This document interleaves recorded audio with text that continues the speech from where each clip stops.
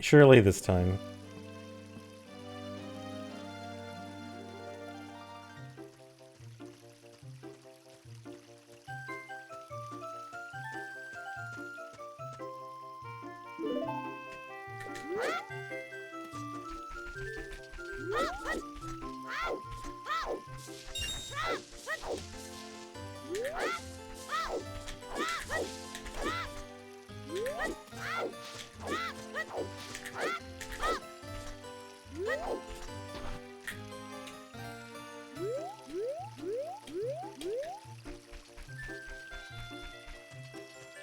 Is this the hardest trick in the run? Not the hardest trick in the run, but it's bad. It is one of the harder ones.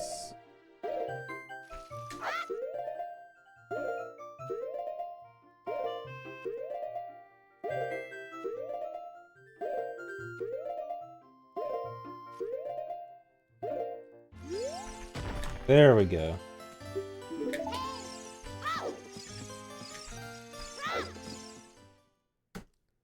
Alright, I'm out.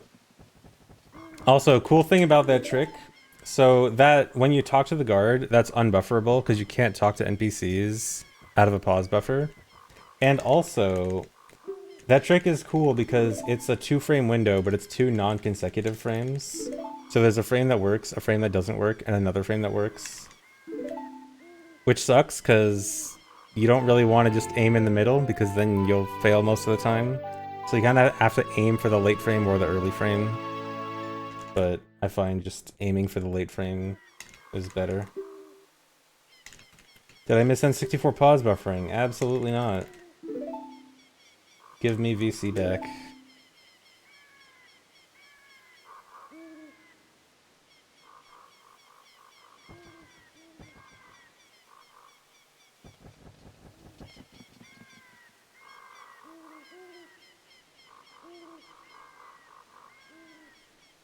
Well, you think it would have been quicker to beat Deku Tree? It would have been more items to beat Deku Tree, though, and that's bad. I need less items. The difference between N64 and VC for pause buffering. N64 is much more variable based on lag. VC is more consistent and generally just easier. Why no 1.0 VC? Because speedruns are required to be done on an official version, and there is no official 1.0 version. Officially, 1.0 has only been released for N64.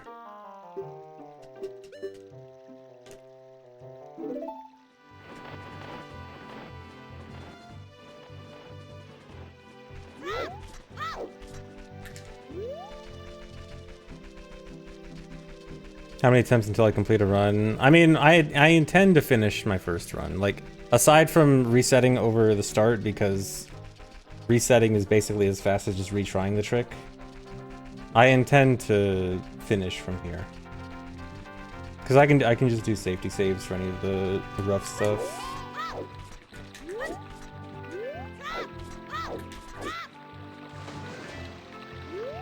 Got the fast fuss. Actually, I don't know if I got full speed there, but still good.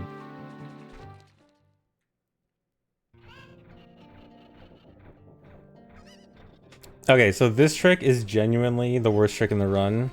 So you guys know Cucco Dive to bomb the well. It's a very basic and easy trick that many people learn very early on. To do it without any items, like I have right here, well, besides Ocarina, I guess, but that doesn't help. To do it like this, I have to use pots, throwing pots at a Cucco. So here's the fun thing about Cucco, is that it has random health. Cuccos have random health between 5 and 8 HP, and I don't know what it has. So, this effectively has a 25% chance of working, first try at least. So that's 3. Should I save? No, there's no point in saving here. Saving would just put me back at Kokiri.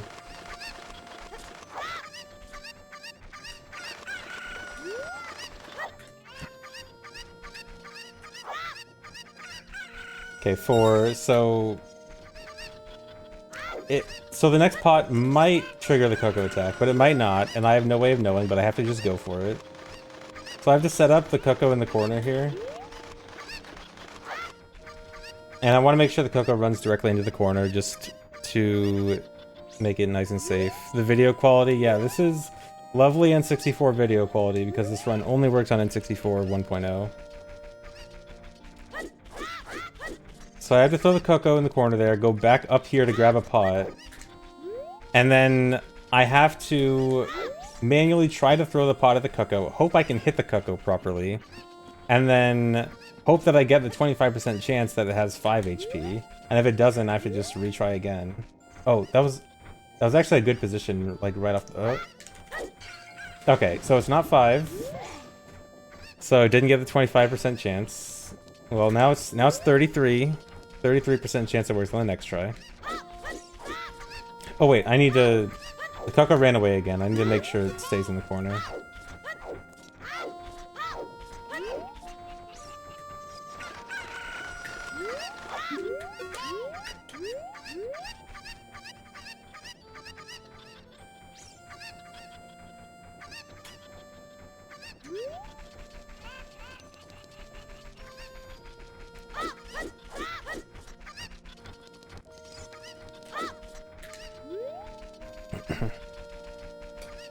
Yeah, low percent runs are always cursed. You're always doing something stupid to cut out items.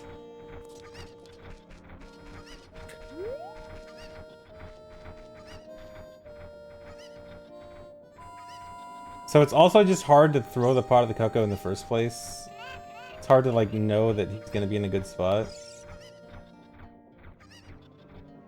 Because he's moving around all the time. I think that actually would have been good, but I couldn't see.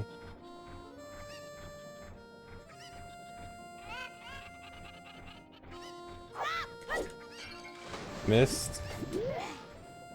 I think if I threw a tiny bit earlier, I would have hit, but I hesitated. Alright, so there's a few more pots up here I can try with.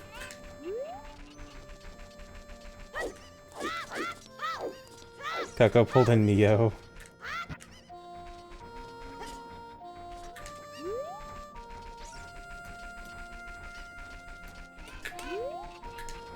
Doesn't seem very GDQ friendly. I mean, worse runs have been done at a GDQ. Like, with enough practice, I think this could be doable. He went all the way into the corner. My setup there throws it, like, pretty close to the corner, but not all the way. And he went all the way.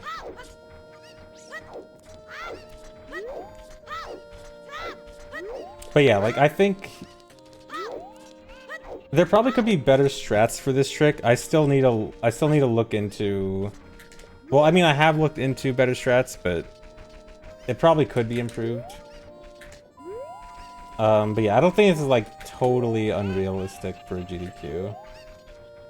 But again, like, this is my first run. Remember that this is my first run. Everything that looks bad here can probably be done better with more practice and research.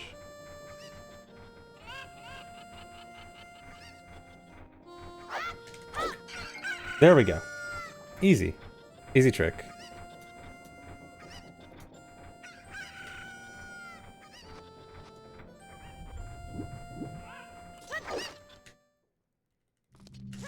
Alright, time for dumb trick number 3. Oh, split. Okay, so right here, there's this Skulltula, and you're not supposed to be able to get past this Skulltula without any items. But there's this trick where, so the Skulltula has a bug where its velocity is actually not paused when you're like in Navitex or paused. And so, you know how the Skulltula like bobs up and down? You can actually manipulate it so that it continues to rise up if you just time pauses properly. Like if you pay close attention to the Skulltula here, you're gonna see it start to slowly rise in the air. And I'm going to use that to get around it.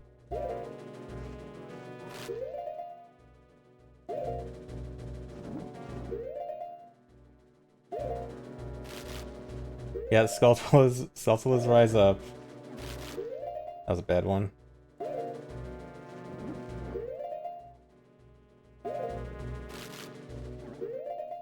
think this one should be good.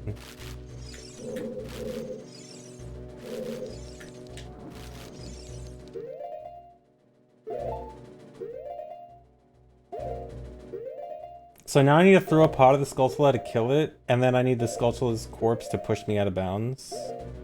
And this requires a really precise setup.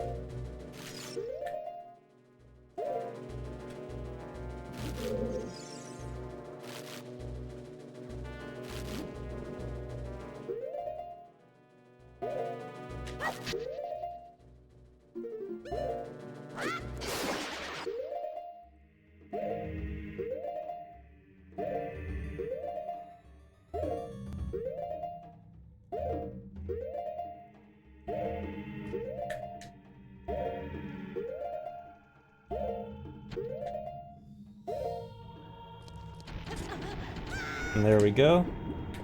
Easy trick.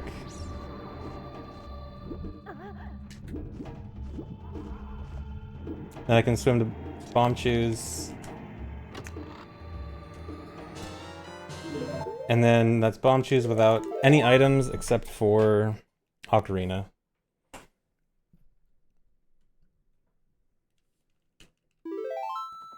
That's an item though? That is true. I mean, it's low percent items, but low percent doesn't mean absolutely no items. I have 2 items now. I have Ocarina and Bombchus. And they're 2 of only 4 C items I get. The only C items I get are Ocarina, Choose, Boomerang, and Hammer. Okay, but actually... Okay, honestly, the beginning of this run has gone better than I expected. 11 minutes at Choose is better than I expected. I was thinking like 20 minutes at Choose. So, not that bad. Oh, I didn't need that side hop. All dungeons, no items is not possible. The item count for this run is the lowest it is currently possible for, which is 15 items. 9 of those items are the dungeon rewards, because obviously it's all dungeons. So then the other 6 items, the 6 like meaningful items in this run are Master Sword, Ocarina, Bombchus, Hammer, Mirror, Shield, Boomerang.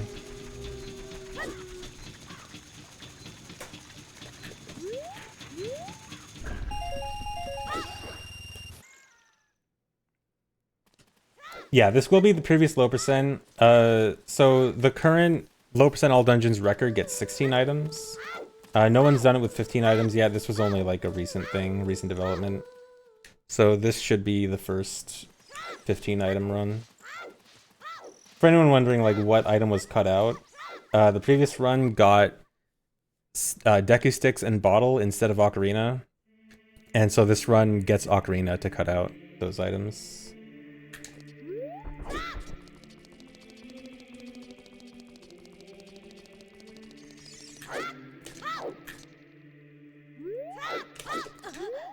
Nice. Gotta do dot skip here. Gotta do swordless dot skip. Anonymous, thanks for 10 gift subs, whoever you are, mysterious person.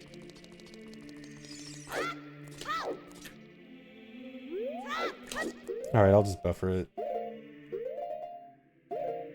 I'm gonna miss the buffer.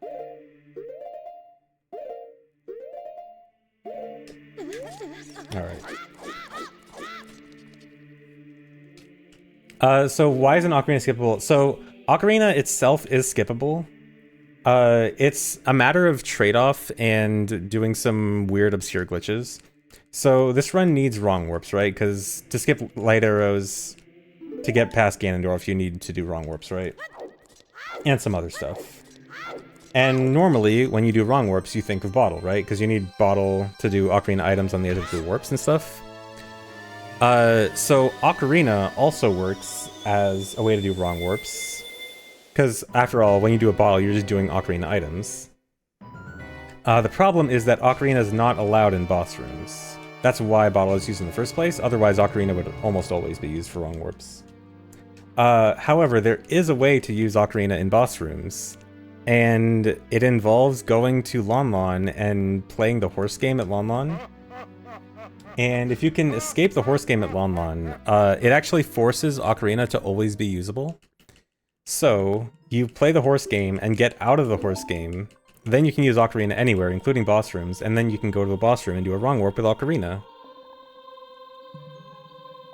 The only problem is getting out of the horse game is pretty stupid.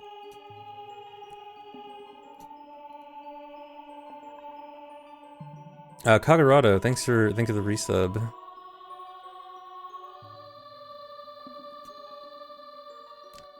Is it a recent discovery? It's not recent. I think it was found like a year or two ago. But like putting everything together for a 15 item run was somewhat recent, like a few months ago. How long do I think this run will be?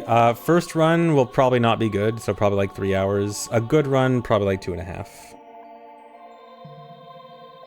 How does wrong warping from DC help? Wrong warping from DC lets me get across the Gerudo Valley Bridge with no items.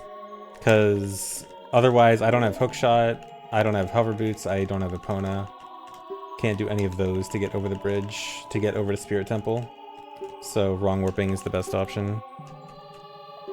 What about Styx? So the reason Styx was gotten in the previous run, I believe, was for Spirit Temple. You ended up doing the first half of Spirit Temple as Child, or Spirit Temple up to Mirror Shield as Child.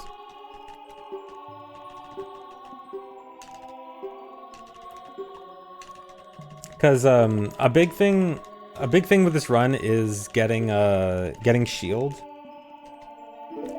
for adult, because a lot of important tricks as adult require shield, like, you know, for hovering and mega flipping and stuff. And so the previous run got Mirror Shield as Child so that adult has it immediately, but doing Spirit Temple as Child requires Deku Sticks.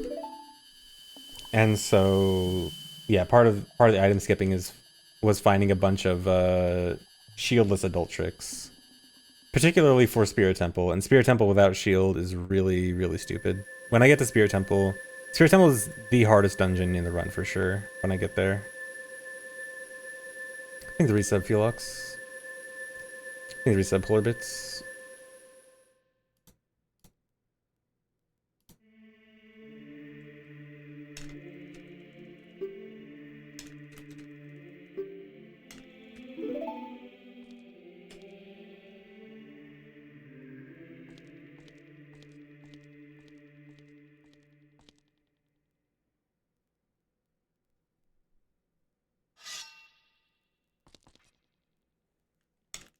Is there a way to move freely in the realm where you get the medallions?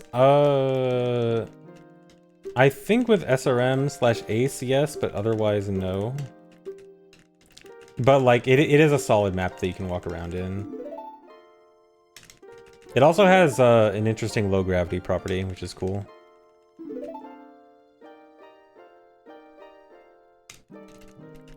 Forgot how many cutscenes this game has. Yeah, when you go from randomizer to vanilla, you forget this game has lots of cutscenes and text. Oh yeah, that was also 2 more items, Master Sword and oh, I gotta equip choose. Master Sword and Light Medallion.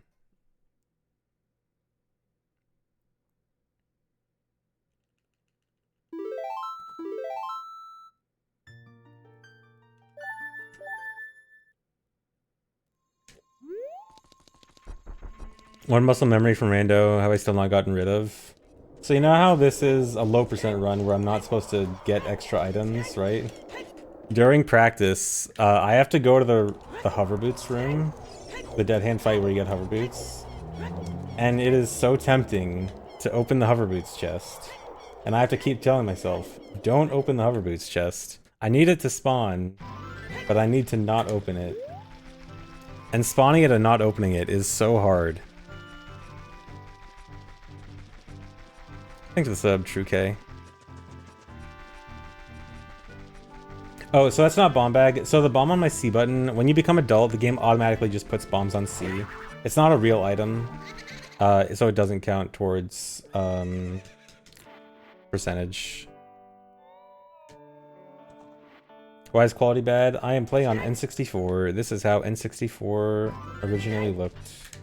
This is how your childhood looked like.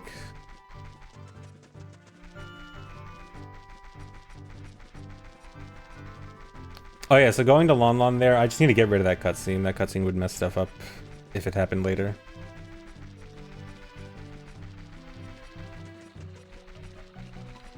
cutscene would cause a wrong warp to crash.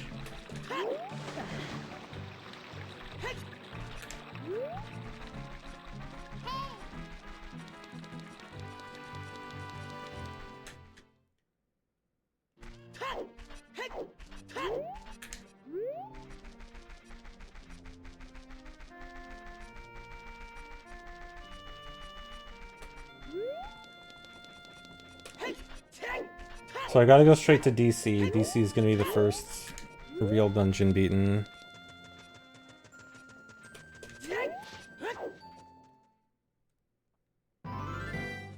Back to CAC. We're just going through CAC, just passing through, not doing anything at CAC.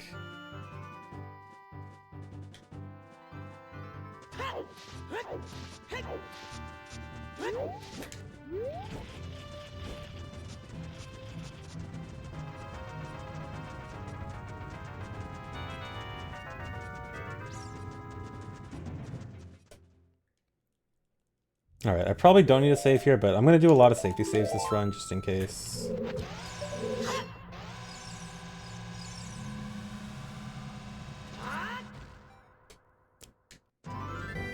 So there, I just wanted to blow up the wall and leave at the same time. It just skips a small cutscene.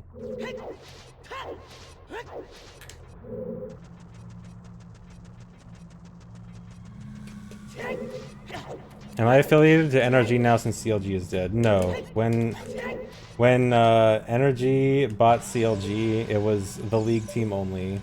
And if you were not a League player, you're dead. You're gone. No, I was supposed to climb the thing. Yeah, you were just fired.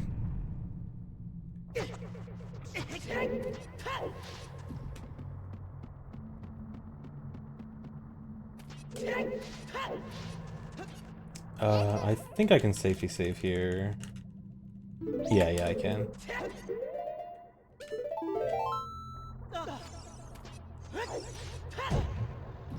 No, other teams haven't tried reaching out to me since. I think the esports bubble is not what it used to be, and I think teams are realizing that.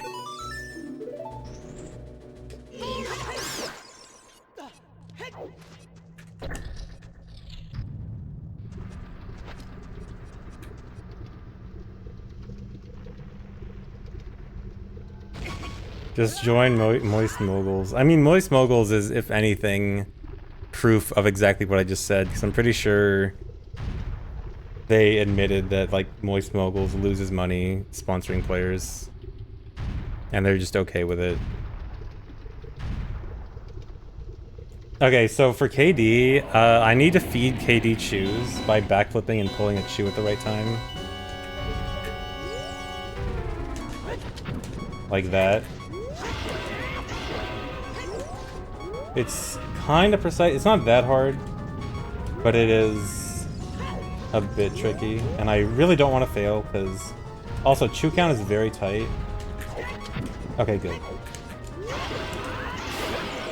Perfect fight. So chew count is super tight this run. This run has to get every single chew chest in the game, which totals up to 45 chews, and those are the only way to get chews in the game, or like under these conditions. Like I can't buy chews, I can't win chews from Bombchus bowling or something. So I'm limited to 45 chews, and if I do every single chew time saving strat in the run, I'm left with 5 spare. And so, and it's very easy to accidentally waste some because a lot of the tricks are very hard. You can't buy any because chews always require a wallet to buy. And also, yeah, so I beat the boss, and I did not go in the blue warp right away. I do need to go in the blue warp. It doesn't count just beating the boss, but I have to do a wrong warp there, and I am not currently able to do a wrong warp. I'm doing 7 chew hover to Gan's Castle. 7 chew hovers I find pretty easy, actually. Oh, split. I'm just gonna skip the split. So now I need to set up for the wrong warp with the fun trick.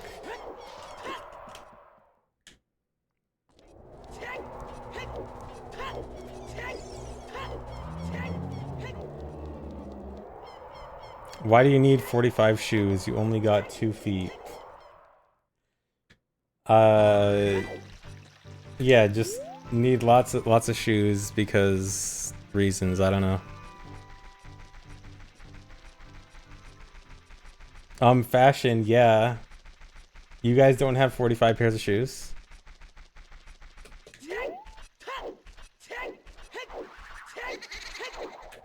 Barely make it in here before night.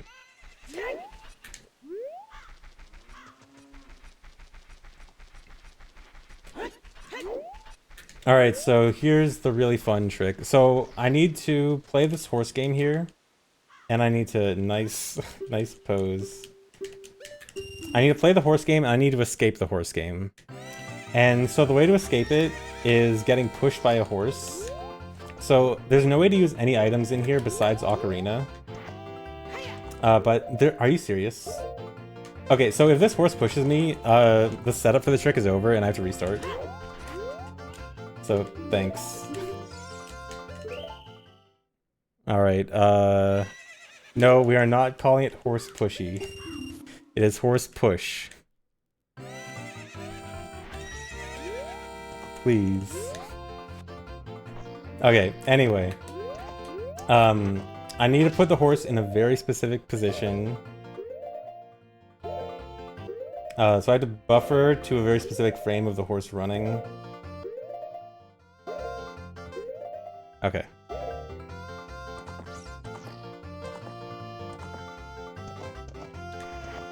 And then put it into position.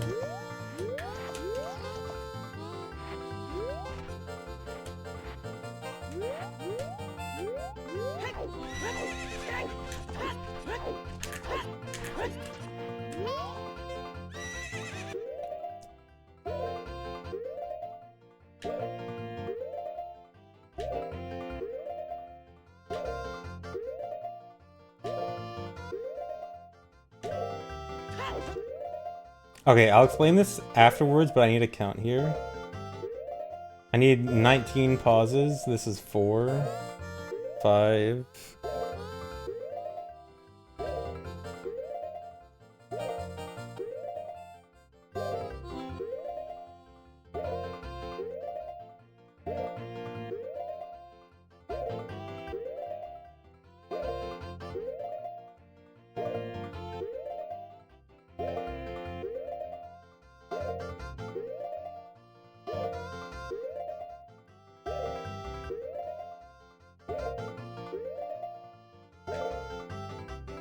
What? No, dude, the horse was loaded. Okay, so the reason that didn't work is one of the things that can make this fail is if one of the other horses is too close to the camera. And so that horse is supposed to be farther away from the camera, but sometimes it just wanders in. And it cuts your jump essentially in half. So what's happening there is when you jump into a horse's head and you pause, it actually duplicates the collider of the head. So like, that it's what is supposed to push you. And so essentially every time I pause, I'm adding more push to my jump. And after like 19 additional pushes, it's enough to jump out of the game. But if another horse is there, its collider also gets added to that number. Because there's a limit to how many the game can handle at once. And so another horse being in range basically just cuts the trick in half. Which is also the reason for this specific camera angle. Is to try to unload specifically Epona, who's the closest. Normally the closest. Okay, 1, 2...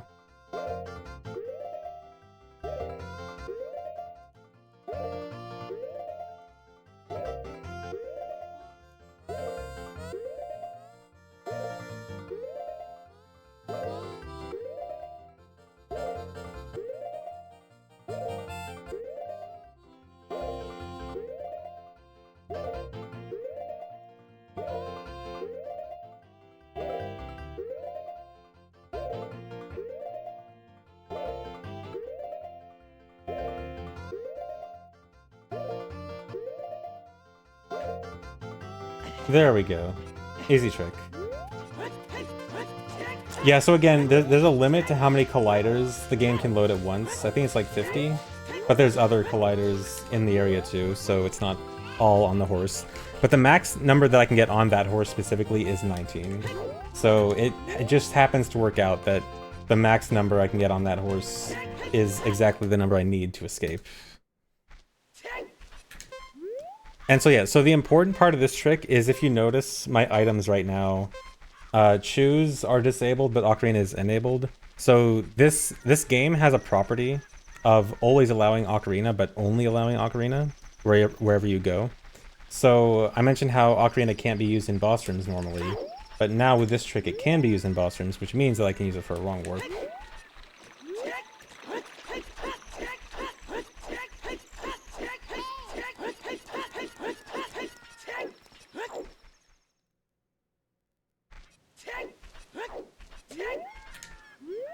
Also, thanks for the resub, Nunya, and KDA Scarlet.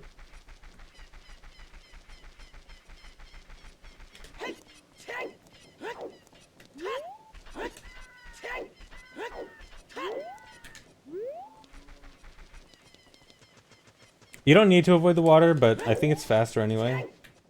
And I prefer to have sword as like a just in case.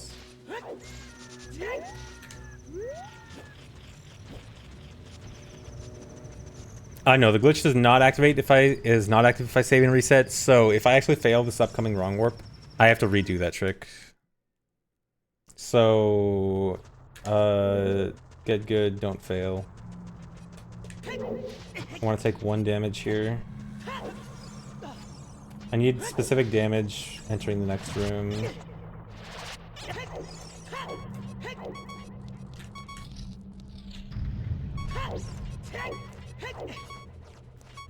So I want to do this trick again, but I don't want to take damage this time, so I'm going to let this guy run away from me first. Too late.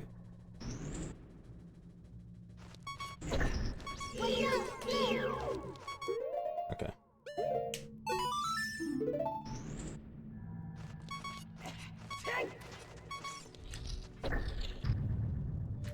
Don't you mean fly away, actually? I'm sorry. Alright, here's the wrong warp setup, so this is actually kind of precise.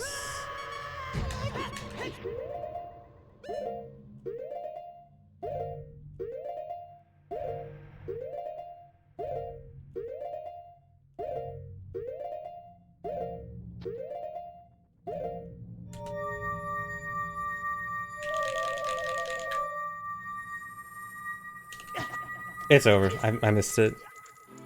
So I have to... I'm gonna get the cutscene here, I'm pretty sure. But you need to cancel Ocarina and repress it frame perfectly without buffering. And yeah, I missed it. So I have to redo all that. I have to redo the horse push. Yeah, it's a frame perfect unbufferable Ocarina input to die there.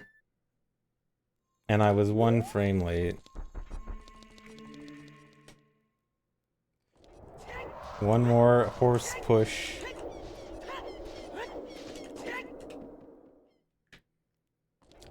Why am I subjecting myself to this run? Because I like hard, unique runs. This run is very hard, but it has a lot of really cool stuff that isn't in any other run. And I like cool tricks, even if they're hard. I mean, hard stuff is fun. It's hard. It's fun going from something that seems hard and unrealistic and practicing it and getting good at it enough and understanding it enough that it becomes normal. Which I've done with most of the tricks in this run.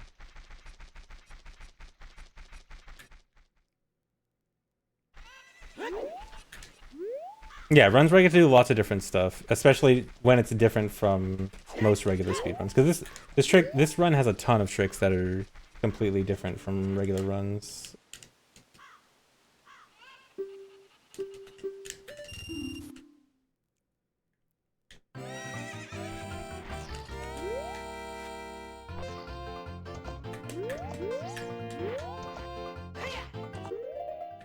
Okay, got the frame first try.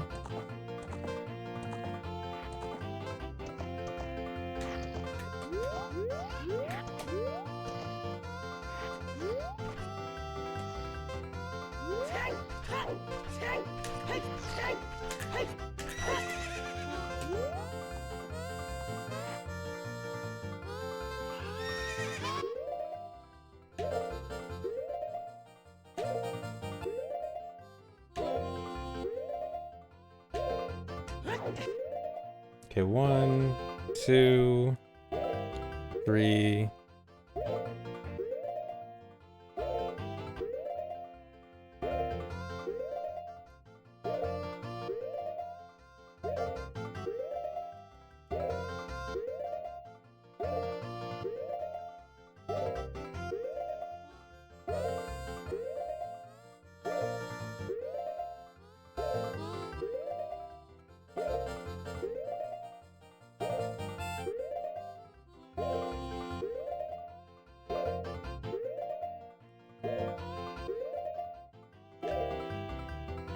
Alright, easy.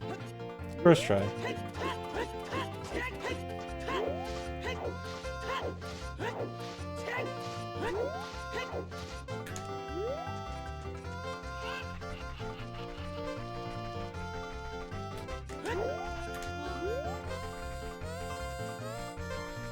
I know, there's no audio cue for a horse getting in the way of the push, because I might be able to hear the horse moving, but I wouldn't really be able to tell if it moves within range or not. If I go over 19, nothing happens. 19 is just the maximum. If you just pause after that, nothing additional happens. You're just wasting time. Yeah, I do have to make it out before the timer runs out. Although I can also stop the timer by pressing Ocarina in the air, so it's not that tight. I can essentially give myself extra time if I need. Nice camera. So I need to do horse push 3 times in the run. Once for every wrong warp I need to do. I need to do this wrong warp from DC to Gerudo Training Grounds, 1 wrong warp from Fire to Forest Temple, and 1 wrong warp from Deku to Ganon's Castle. And all 3 of them will require horse push.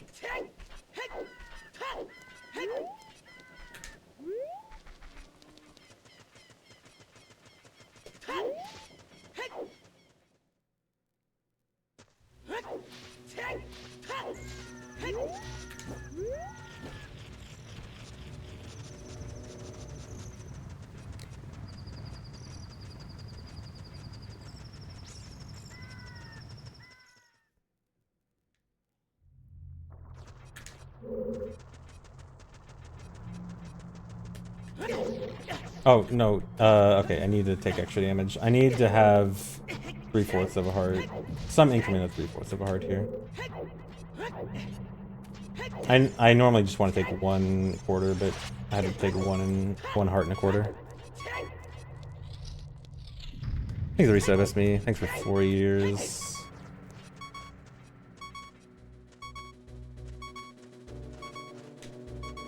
Come on, run away. Stop, stop, stop.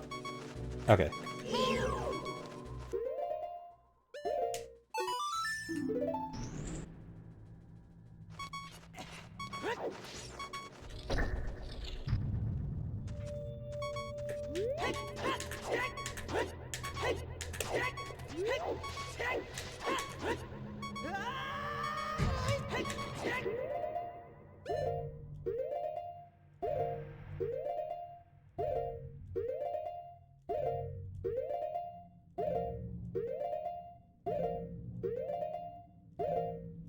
Come on.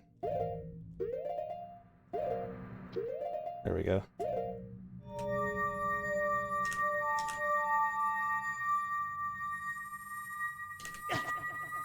There we go. That was correct. So this will wrong warp me to Gerudo Training Grounds.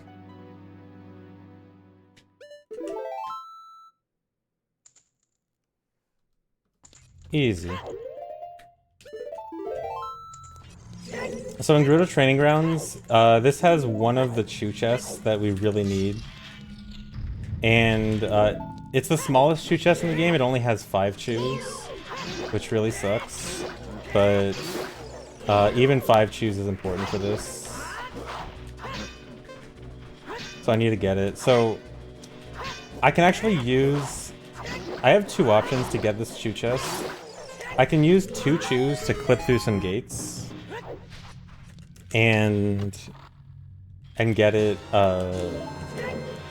without any keys, or I can use one key and then one clip, or I can do 0 clips and do the other room next to this with the BMOS, but that room requires a chew anyway, so it's kind of pointless. So I'm just gonna do 1 key. I'm actually gonna resave just in case.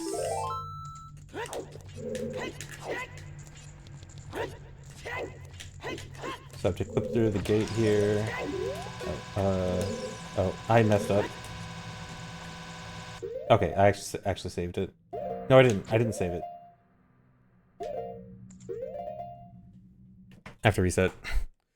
That's why I safety saved.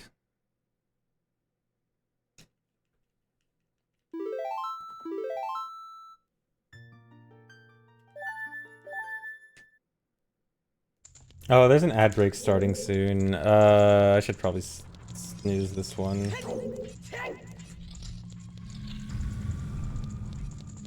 Ad break bad. No ad 1 of 80 today.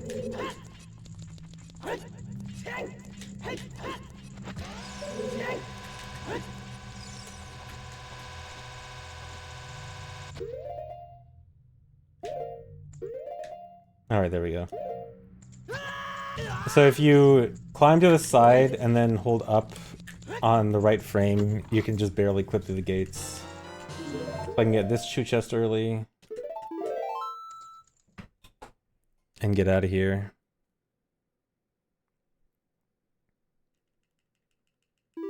I think reset accidental ISG.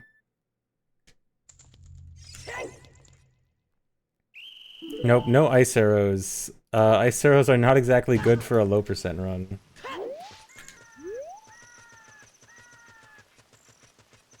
Oh, split. I'll skip it.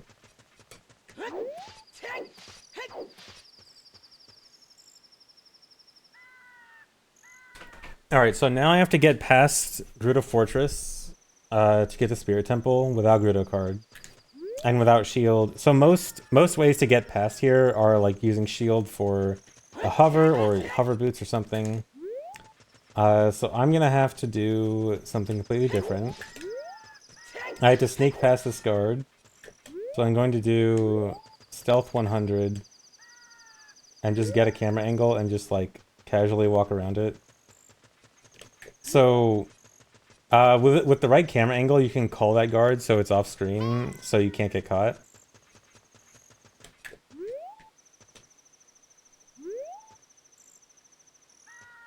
And then I need to walk up here.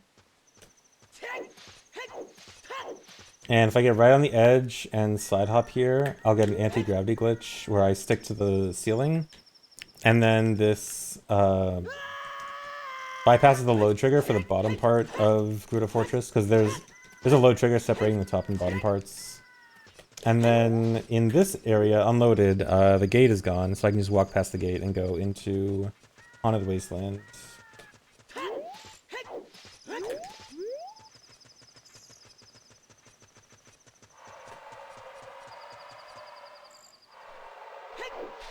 The undergrab isn't that precise. As long as you're pretty close to the ledge, you'll be good. So I have to backwalk across the river here.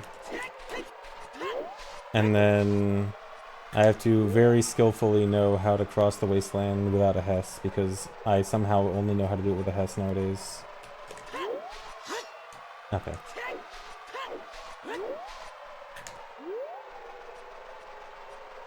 So keys do not count for low percent, only inventory items.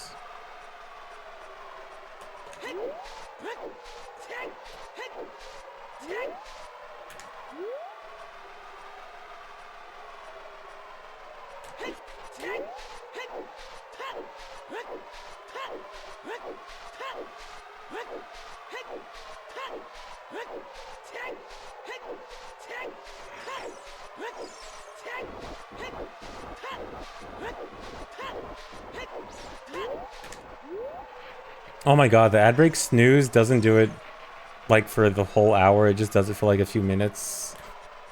Okay, whatever. I guess people are gonna get... Well, actually no, you'll get an ad probably while I'm doing something that'll take me forever. Add 1 of 80, yeah. I think the resub cheek clapper.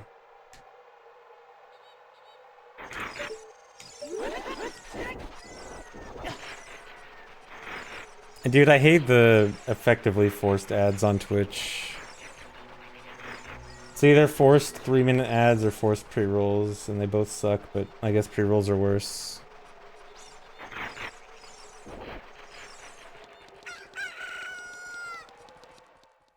Thanks, resub, SCSSC. Alright, so Spirit is the hardest dungeon in the run for sure. So to start, I need to do a triple slash clip to get into the child section early. So I need to slash 3 times and check this Armos with Navi. And this puts me inside this pillar. And from inside this pillar, I need to do a really precise jump to get around this crawl space. Because Adult is not supposed to go in crawl spaces. Okay, that's good.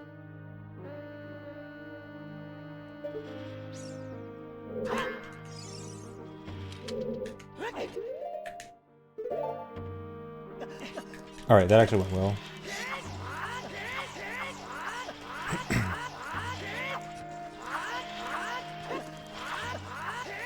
Alright, that was pretty good. Oh, I didn't split.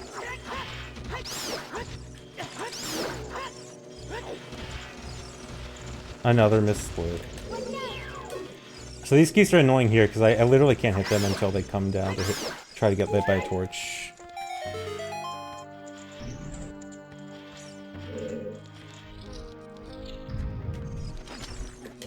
Oh, I hope that wasn't too late.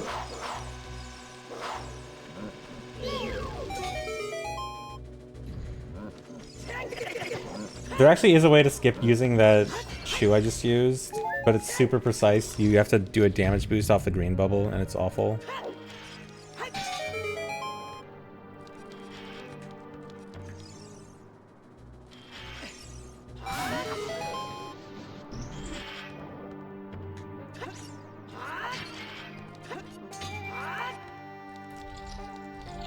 Alright, so this is another candidate for worst room in the run. Worst trick in the run. So I have to do the very rare thing of actually collecting those silver rupees here. No run ever gets these silver rupees. And I need to kill all the keys here.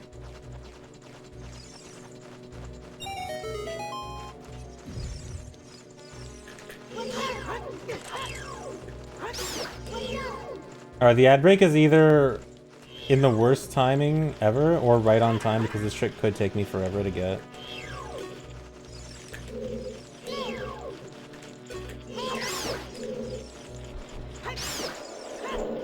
Okay, they all did? Yeah. Okay, so in this room I have to do QPA on both of these torches. And normally QPA isn't that bad if you have a shield. Without shield, it's really bad. Because, so I have to run off... So this tree is actually difficult for multiple reasons. So I have to run off this ledge and put away sword and then jump attack next frame. And, it's also really precise on the control stick because in order to, normally you do this off like a small ledge where you can just fall off it without grabbing it. To do it off a ledge where you have to run off it, you have to be running fast enough. Hold on. I might actually get... Oh no. Oh no.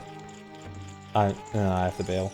So, it is really hard because I have to do it twice really quickly because the first torch only lasts for 10 seconds.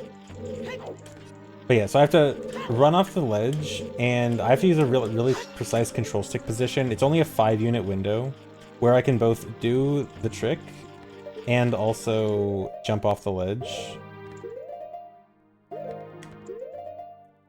So that's what I'm doing with C up there. I'm actually looking for a precise visual cue on the ground that tells me what my control stick position is.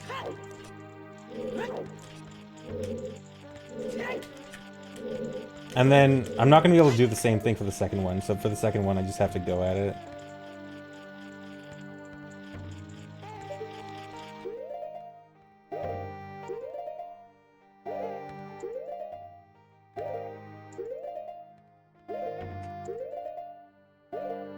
I don't think it's gonna work. Nope. Yeah, so this trick is really dumb. This is the hardest trick. This is probably the hardest trick in the run. Hardest non-RNG trick in the run. It's 100% skill, but it's still really stupid.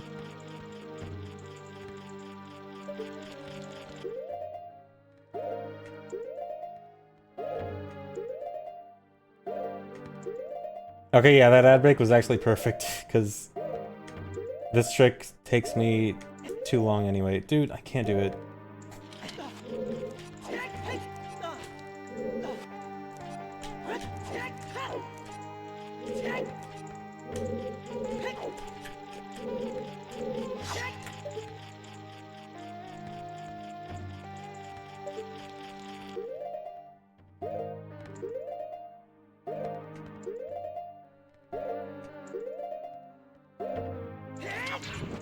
Okay, one. So this is the hard part. Because this part I just have to eyeball it.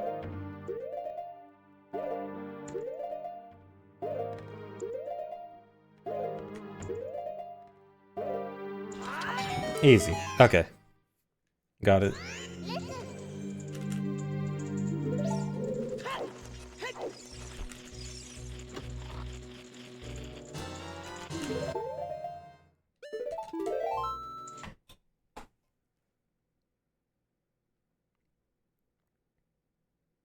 Alright, so that's one of the hardest things done.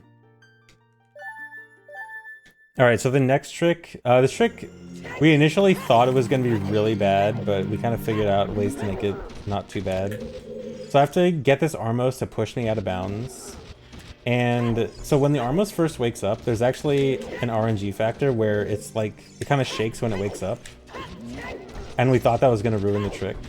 But we actually found... Oh, I messed it up. We actually found that if you let it go home and about to go back to sleep and then re-aggro it right as it's about to go back to sleep, it activates again without shaking. And so you can actually consistently control its position with no RNG. I just have to roll right then. Then get in this corner.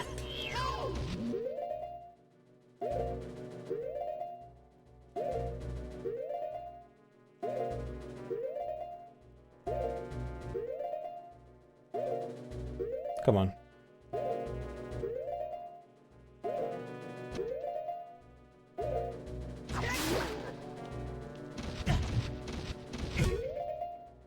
Alright, I'm out of bounds.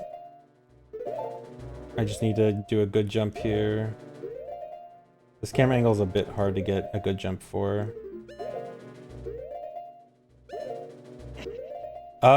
Especially with this camera. Hello, what is this? I have no idea what this camera is. What is this camera?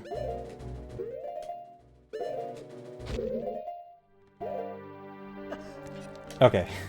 I have never seen that camera before.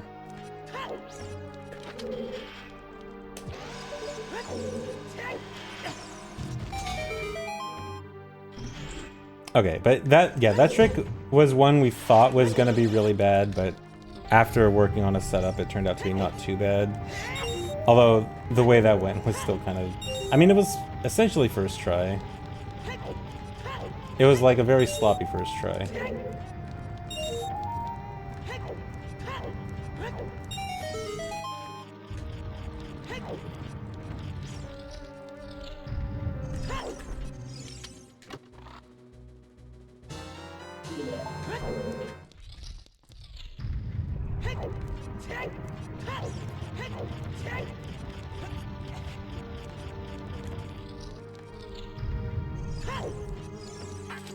Thanks, resub, Fioni SOS. Thanks, Woody. So I need to get 2 keys, because With my current item set, the only way to get 2 keys is that first key that I got with QPA and then that key.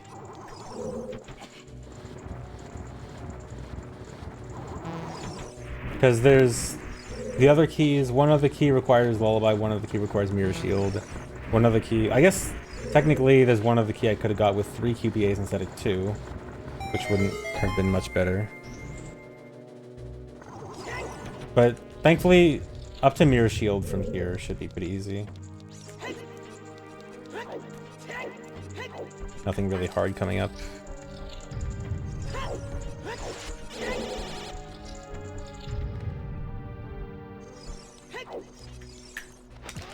Yeah, 100% is complicated right now because there's some routing going on with Dynapoly Wrong Warp.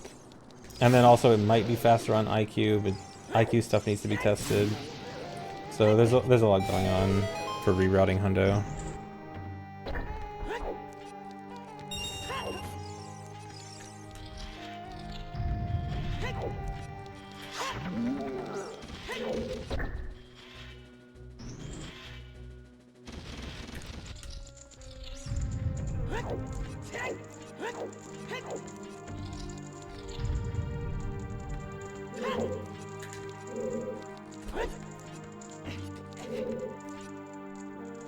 So you can skip this Iron Knuckle fight by jumping on the throne and just jump slashing through the wall.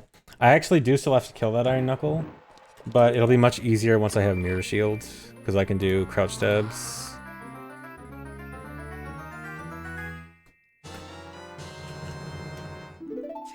Another item.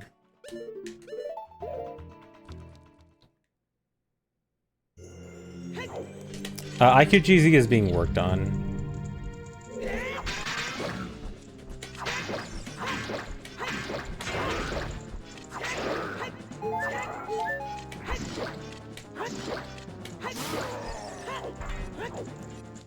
Yeah, it's nice 1.0 Mirror Shield.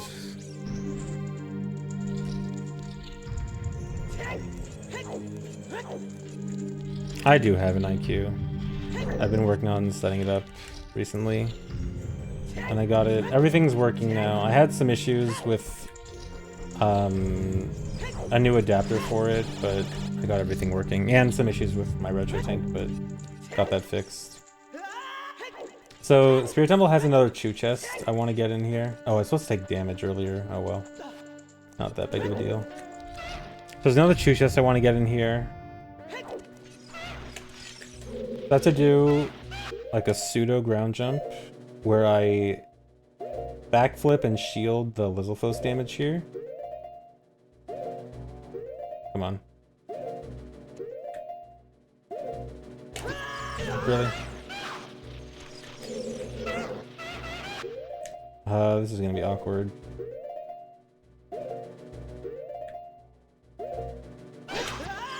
Dude. I think I should kill one of them.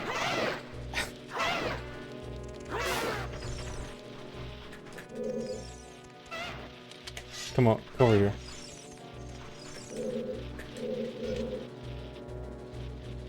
Please?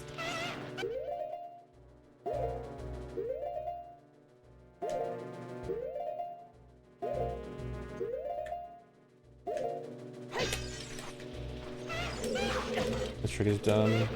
At least I'm taking damage. What? Okay, not that much damage. Okay, I actually need to... You know what? Alright, this is gonna be my... This is where I use one of my Spirit Shoes. So I mentioned I had 5 Spirit Shoes. I'm just gonna use one of them here.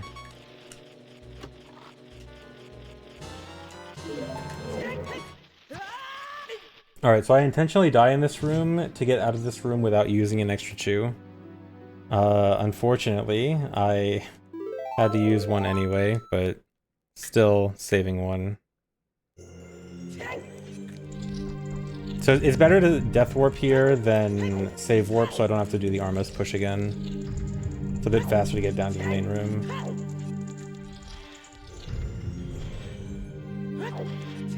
So the next trick, I have to do Spirit Spirit Temple statue climb and boss key skip with no explosives, no items whatsoever. It's kind of hard, but not that hard, but it looks pretty cool. It's a lot of cool parkour stuff here. Some cool jumps. So hopefully this goes well. It's pretty precise though.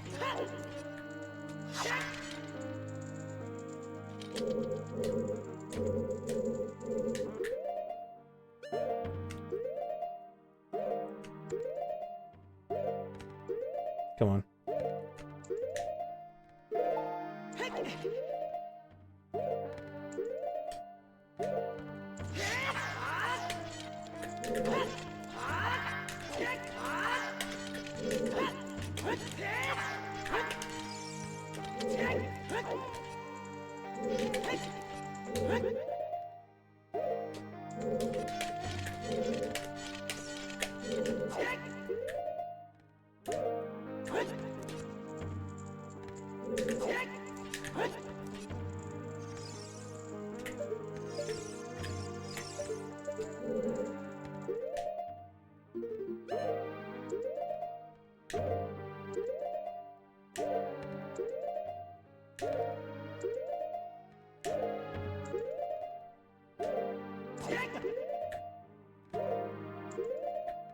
Should be good. Alright. Cool. Alright, not that bad.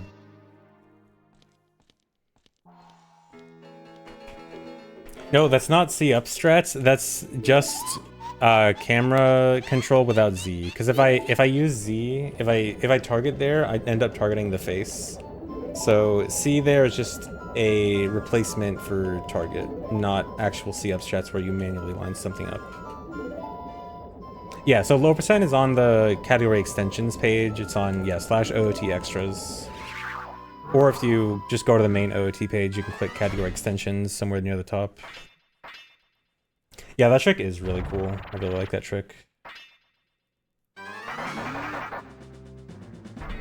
But yeah, that's pretty much the hardest part of the run.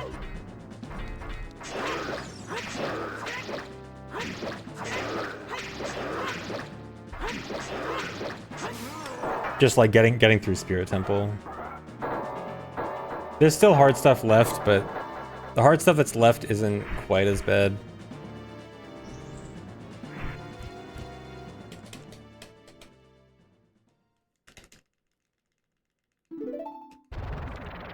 Yeah, Forest is pretty scuffed, so I have to beat Phantom Ganon without bow or hookshot. That's probably the next hardest thing in the run is the Phantom Ganon fight. Because Phantom Ganon, I have to beat Phantom Ganon with hovering, but also without shoes.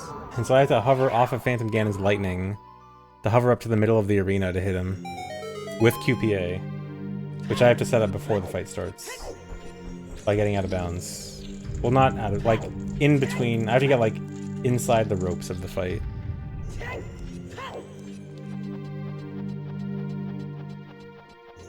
It is really cool, yeah. The Phantom Ganon fight, if it goes well, it's probably the coolest fight in the run. Phantom Ganon and Morpha both are cool but hard.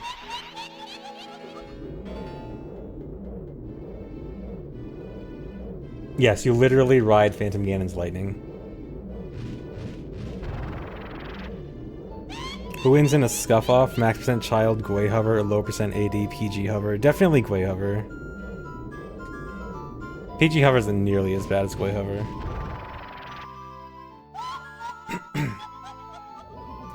The strat for the Morpha fight is jump in the water and jump slash and hope it works. Am I gonna go for a triple? Wait, do you mean triple on Phantom Ganon or triple on Twin Rova? Triple on Twin Rova is random. Triple on Phantom Ganon, yes, I'm going for it.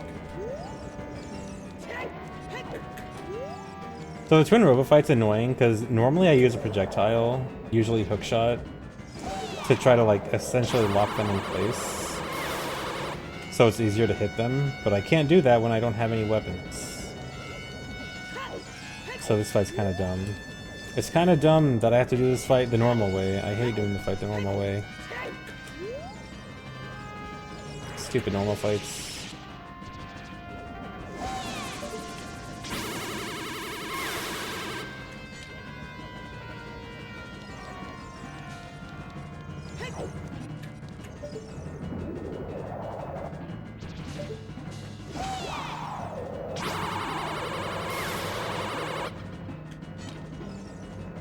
try to get super laggy. If I manage to aim the beam down really quickly after hitting them, you get an insane amount of lag where it's like a frame a second. Here. There we go, I got it. You guys like that lag?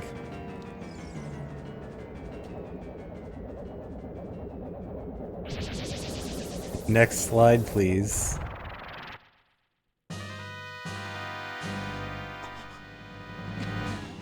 Intentional time loss. It's my first run. I won't do that for later runs, but I like showing off that lag. It's funny.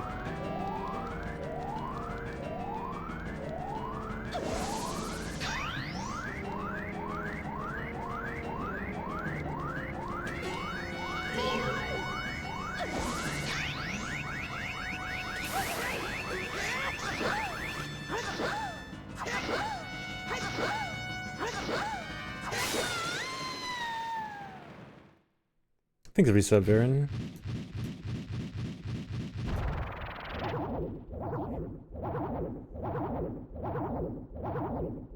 Thanks for the resub, Sloop Lord.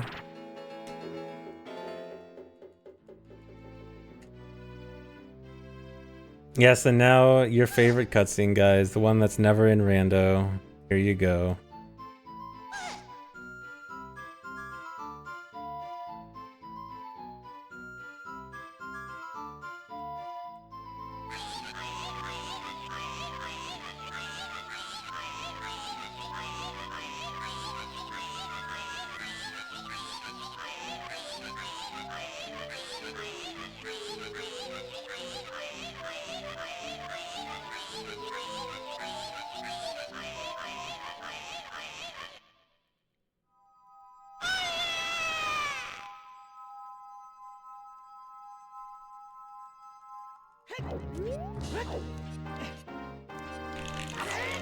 Alright, spirit done.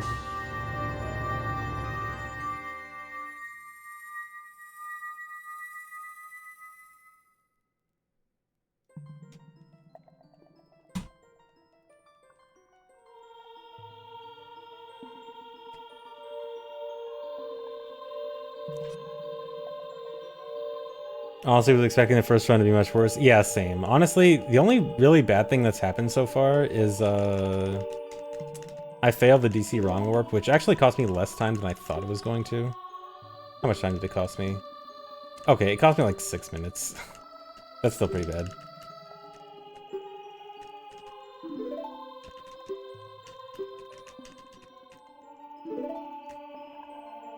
Was there a route change or something recently? It was recently lower. The item count was recently lowered to 15 items. It's been 16 for a while before this. Where the item cut was Deku Sticks and Bottle got replaced with Ocarina. Largely thanks to Horse Push.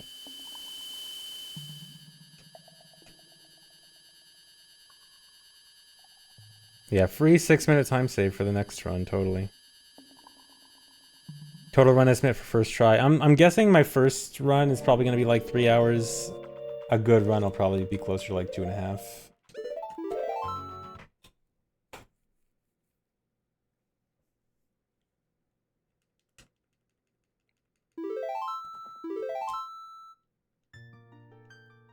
The last route did QPA, but with Deku Sticks, I think.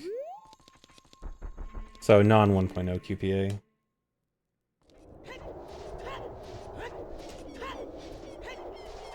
Alright, now I gotta get some extra chews. So Ganon's castle has a chest with 20 chews in it, which is extremely good, but I have to hover to Ganon's castle.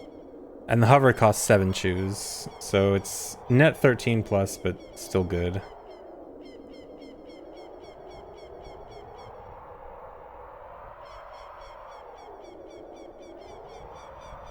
No, I don't have 45 shoes. 45 shoes is the total number in the run.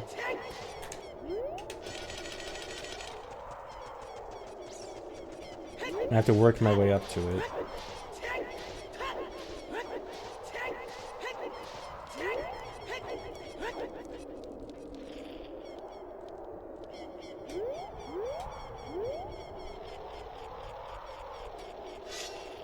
Hey, Edith, thanks.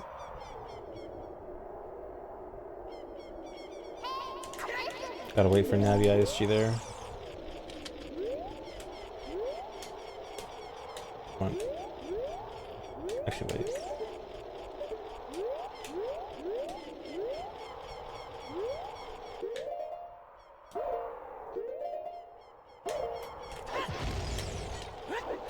Are you serious? Why did my angle get changed?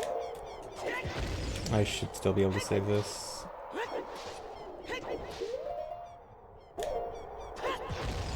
Just gonna be a little bit harder than normal.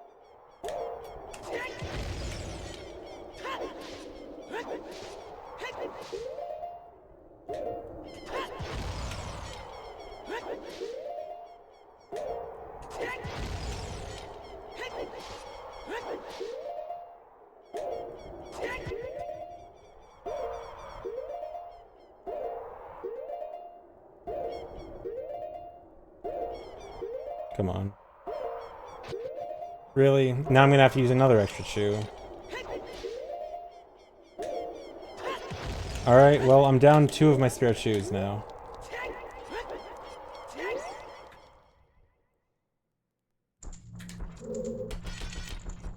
Side roll left instead of right it's a camera angle thing. I'm supposed to tap up, essentially do ESS up at the beginning to force it to be, to go to the right, but I guess something happened.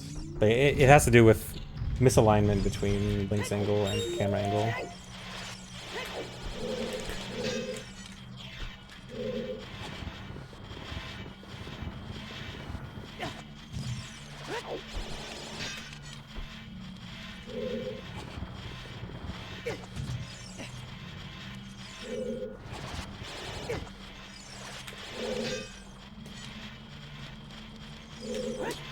So there's a 22 chest in the next room, and I have to do the silver rupee puzzle to get there, but I have to hover off this Beamos in order to finish this puzzle. And then this will get me 20 chews in here. Yeah, buying chews requires a wallet upgrade, so buying chews is not an option.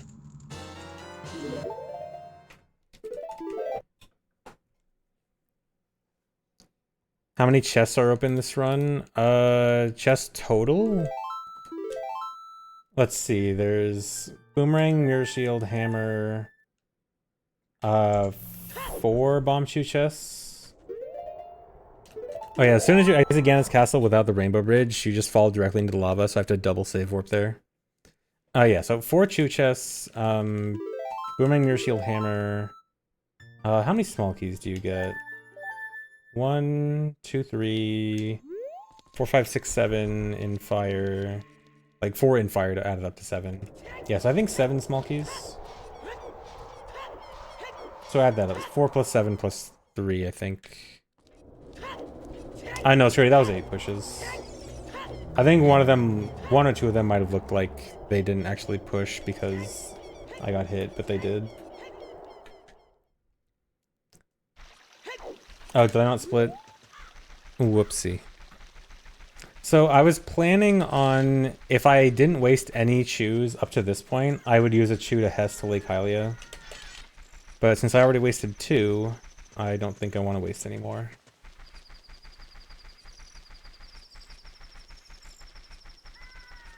No, every chest with chews does not count as an individual item. Someone just asked how many chests total were opened. But items are only like new things that appear in the pause menu.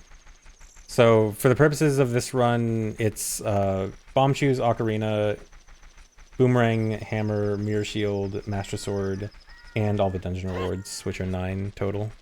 So six like actual items and then 9 dungeon rewards.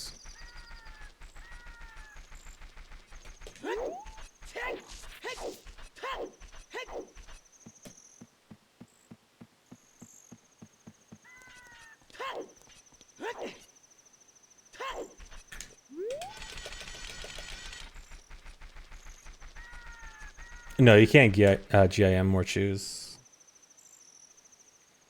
There is no possible way other than chew chests to get extra chews in this run.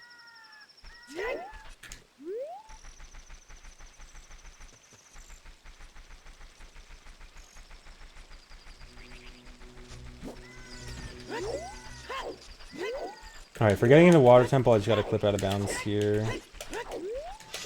There's a simple out of bounds with this house. Oh, did I mess it up? I think I did. Oh, yes, I did.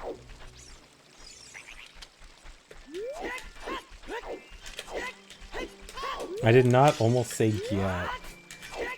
How would that even make sense in the context of my sentence?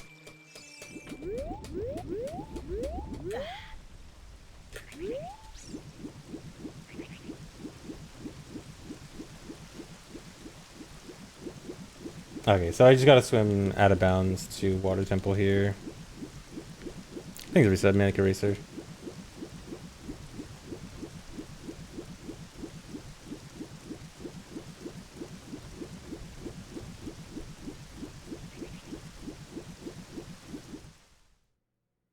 Alright, so water's short but kind of hard. The boss key skip is a bit tricky, and then I had to beat Morpha without hookshot, which is really fun.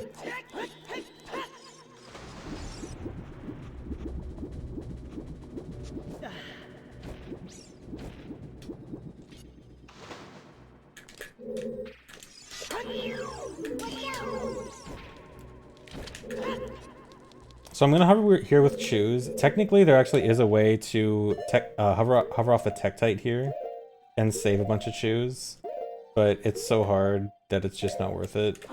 But theoretically, you would save 4 choose if you did Tektite hover here. I did save as soon as I entered here, right? Did I forget to split again? I haven't done speedruns in a long time. I'm sorry, I'm not used to splitting.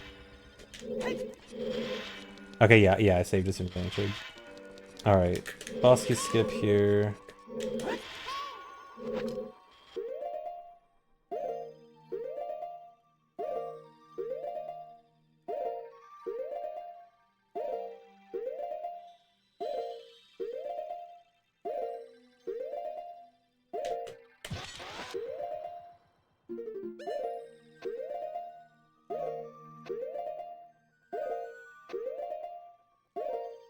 And 64 buffering sucks.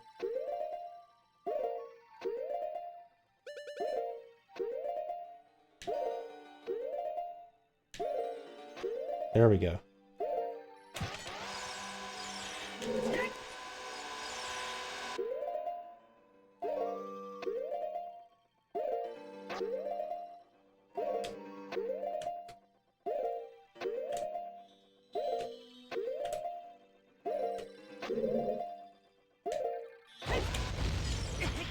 There we go. Yeah, buffering is much worse on N64 compared to VC. Alright, so Morpha I have no hookshot for. So the strat for Morpha is jump into the water, jump slash, and hope it hits. And then climb up and hope that Morpha jumps around a bit. And hope you can crouch stab Morpha while jumping.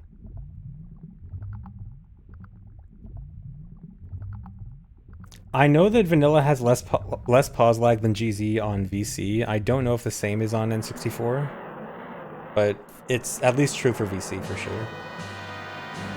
But yeah, the Morpha fight here kind of sucks. And it's easy to die with low health. See? Already got a hit.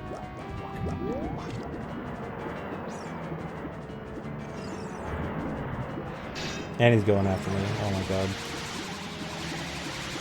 god. This is not good.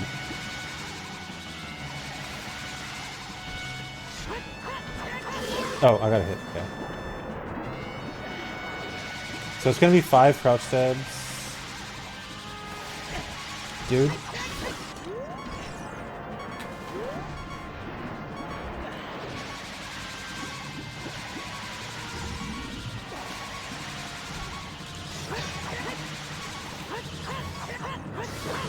Okay. Don't hit me.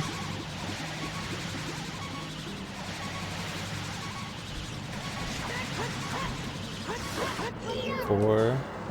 One more hit.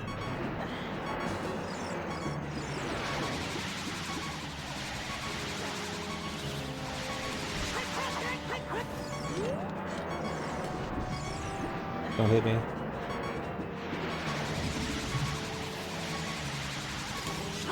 Okay, easy fight.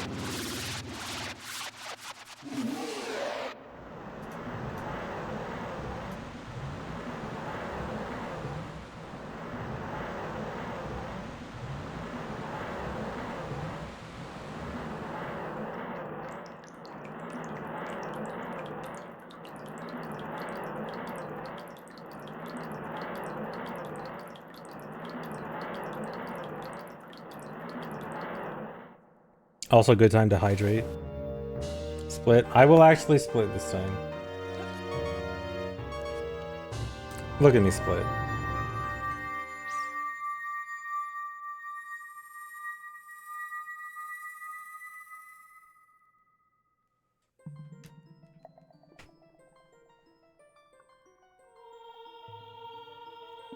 Thanks for the $5, 509 all the time. YouTube chat wants me to acknowledge them. Hello, YouTube chat.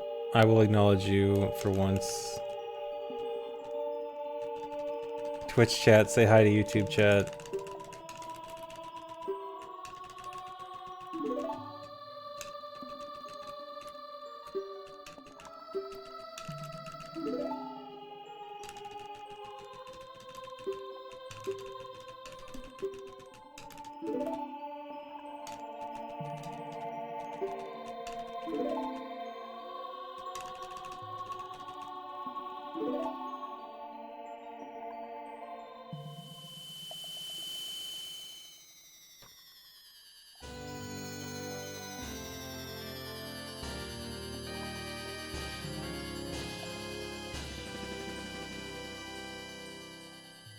Can we watch ads during these cutscenes? Dude, it actually is annoying how the ads work, because I would actually prefer to play an ad like around here, because this cutscene is literally 3 minutes, so it'd actually be perfect.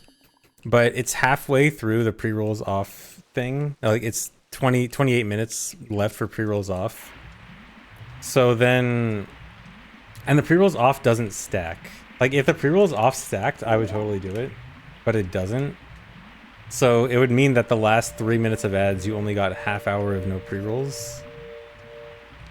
Yeah, you can play them manually. It's just like, it feels kind of pointless if the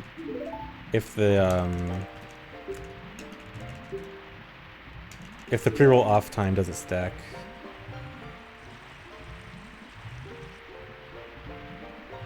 Longest cutscene besides Lido cutscene, Master Sword cutscene. And I think after Master Sword cutscene might be this. I think it's between like this and Nocturne.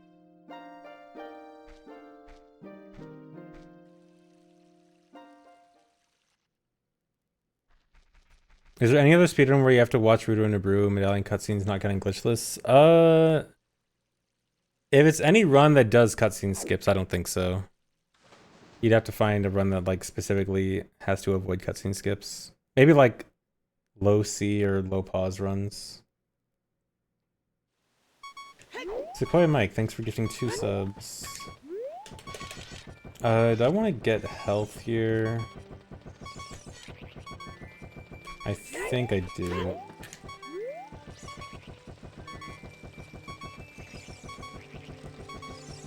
There is not an all cutscenes category. Well, unless you count glitchless. I guess there's glitchless 100%. I mean, I'm pretty sure that's not even all cutscenes.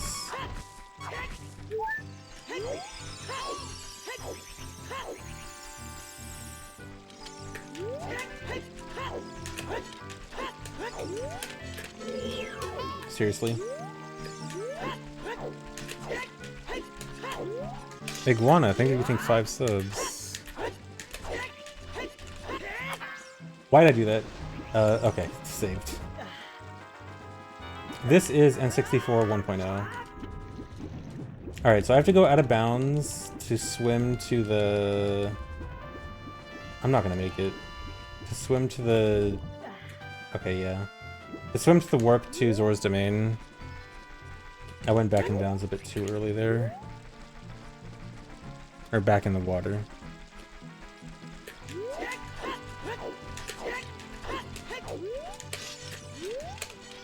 9bit9, thanks for the $2. No.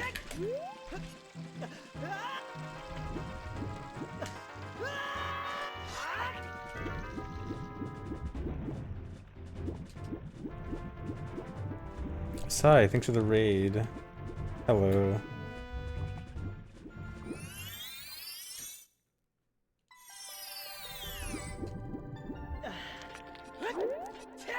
Thanks for the good luck.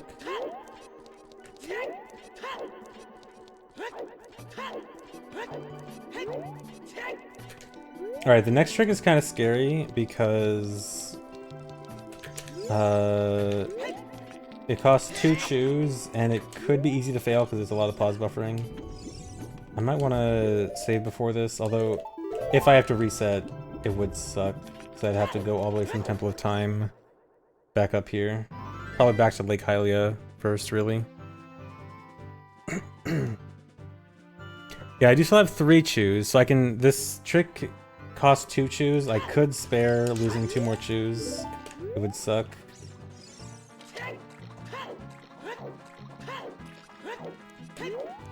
I'd prefer to just not fail. Just be good.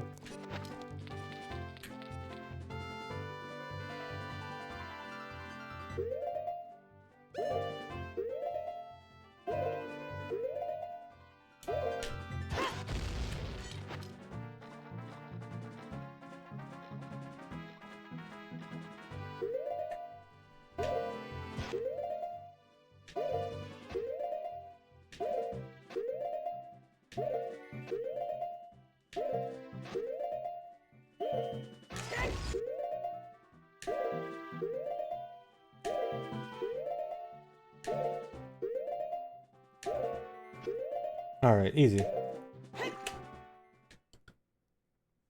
Thanks, reset, Magaru. Thanks, Arborshai.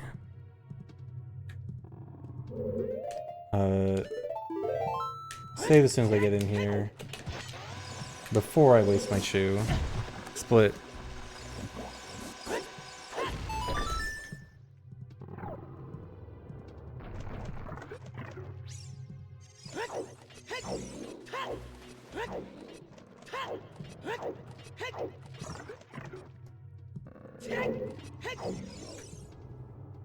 So I have to go through the rest of Jabu, not the rest of Jabu, up to Boomerang basically normally.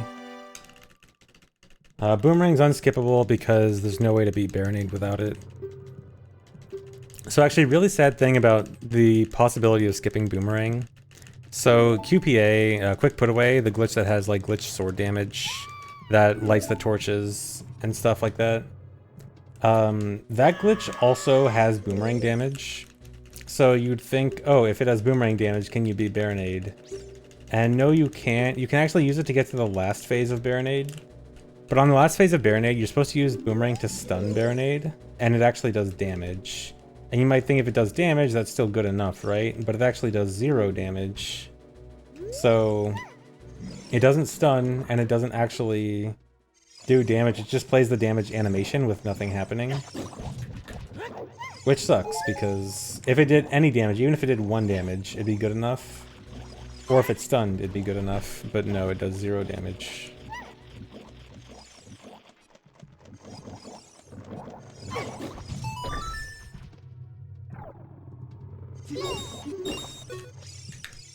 How'd you do phase 1 with only 5 spirit chews? That is another problem that, if you could theoretically do it, the chew count would get ridiculous because...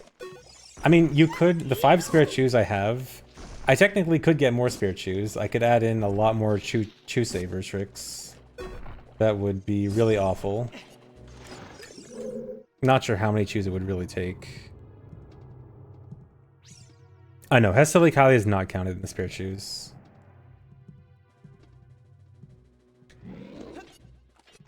Yeah, you would definitely do Tectite Hover in water. You probably have to do like Green Bubble Jump in Spirit. A lot of really dumb tricks.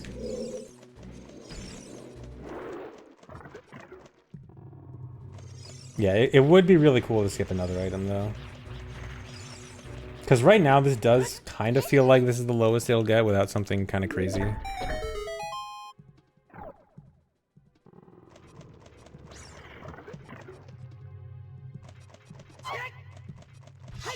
Like before, it did kind of seem weird that we had to get Deku Sticks.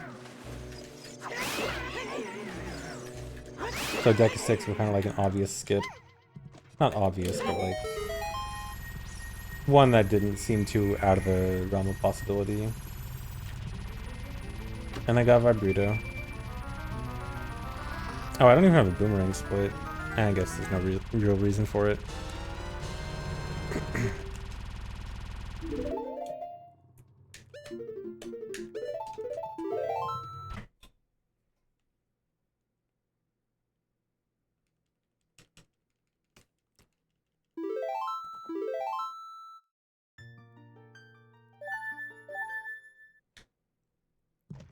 Vibruto does not cause lag, as far as I'm aware.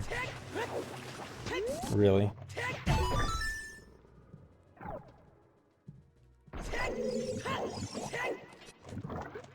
Alright, so here's another Chew Saber, actually. Although this one's actually just kind of fast anyway. That might not work, actually. Yeah. So I want to Mega Flip off the Beery here to save a Chew.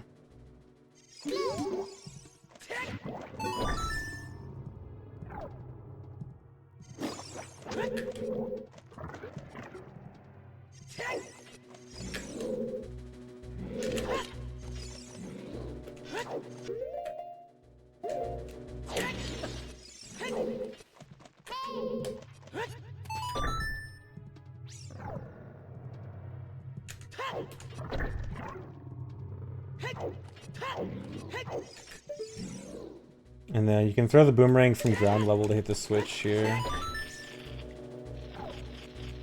You can also just clip through the door, but it requires a Chew, and I don't want to waste more Chews.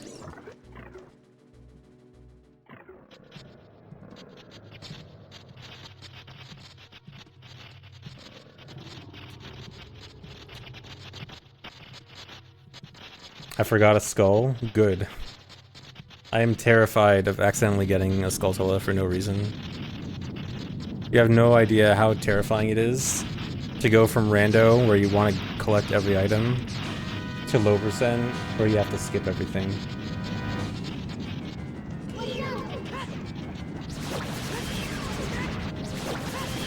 Every chest is a jump scare.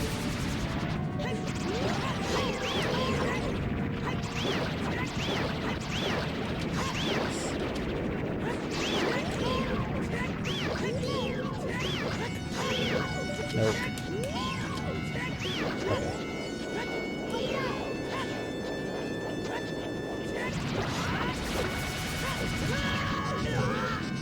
Yeah, Baronade without Nuts kind of sucks. Nuts speed this fight up a lot and makes the fight a lot simpler.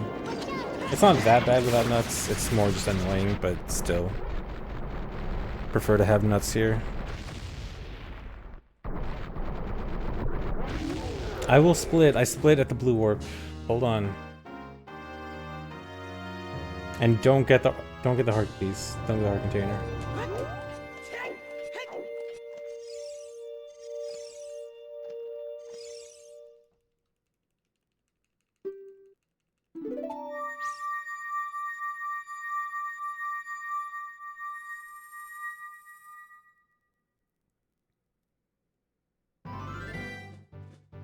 Alright, next up is Fire Temple, which is also kind of hard.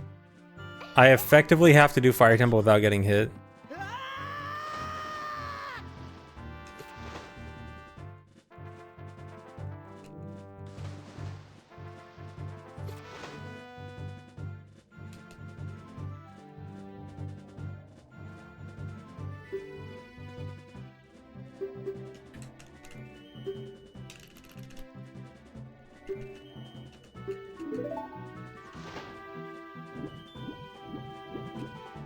Oh yeah, I forgot that cutscene is kind of funny as adult. Haven't watched this cutscene as adult in a very long time.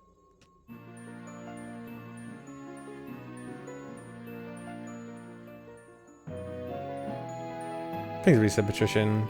Problem with this route is you have to watch Gerudo's cutscenes. It's funny though.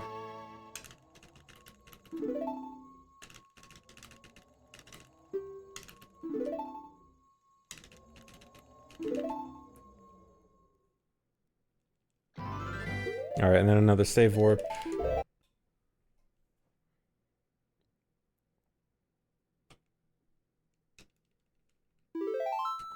Thanks for giving us a sandwich time.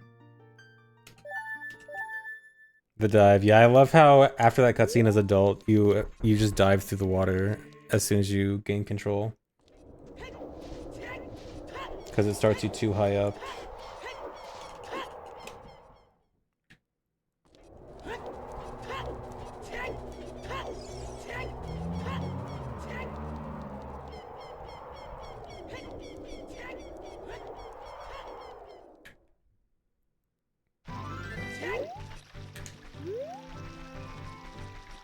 Oh yeah, I should re-equip shoes.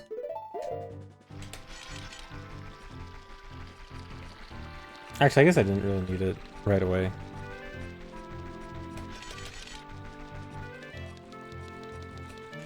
Yeah, I brought back the smiley face file name. That's always been my file name on speedruns on Japanese. Good old smiley face, can't go wrong with that. Come on. This run would not be faster on IQ, this run has to be done on 1.0 due to some exclusive glitches.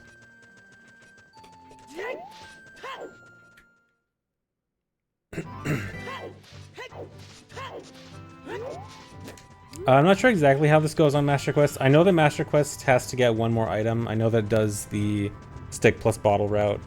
I'm not really sure the details on what tricks it has to do though. Alright, so I'm actually going back into Dodongo's Cavern to take some damage from a fire keys. So next thing I'm doing is setting up having 1/16th health. So this game keeps track of health in increments of 16ths, not just quarters like it looks like. But the only thing that does damage in less than quarter increments is fire and ice damage.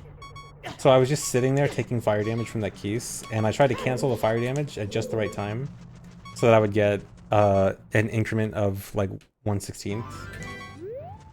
And so now, right now I have exactly 1/16th health left. And the reason I want, so this is like the lowest possible health you can have without dying. And the reason I want this is when you're in a heated area, like where you need Goron Tunic, the game gives you 1 second for every 1/8 of a heart you have. But if you have less than an 1/8 of a heart, if you have 1/16th of a heart, it just doesn't bring up the timer at all. Thanks the resub K plays. Thanks Saint Hook. Thanks a freebie. So when I go into Deathline Crater and then Fire Temple, I just won't have the timer at all. The downside being I can't get hit. And also, in order to get to Deathline Crater without wasting another chew, I need to clip through the wall here. There's a fairly particular ledge clip here. I have to clip through the ledge, and then most ledge clips are really simple, you just kind of drop down immediately. But this one I have to look for a specific frame. I think that's actually it. Oh wow, okay, that was actually faster than it usually goes. I think this is a Goaty Bon Jovi. That was actually really good.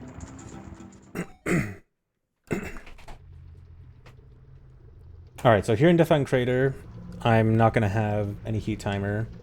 So this is another thing where I want to save chews. I could use a chew to mega flip to the mountain to skip the Bolero cutscene.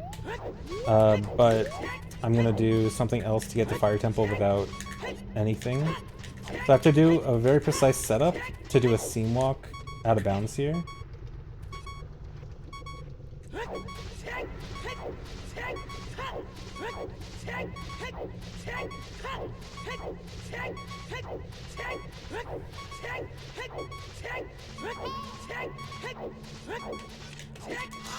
Alright, and now I have to jump slash on a slippery slope until I land right in front of Fire Temple. So those rolls there, that was actually rolling up a very precise seam, like a seam walk. So it wasn't just like walking up the mountain, it was a very tight line. But then I can use that to walk all the way to Fire Temple without any explosives and without triggering the Bolero cutscene.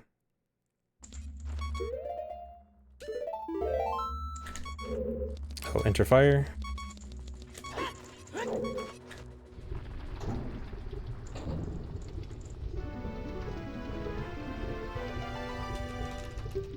And so yeah, so Fire Temple, I mostly have to avoid getting hit. Now technically I'm gonna I'm gonna get some health and then take some intentional damage.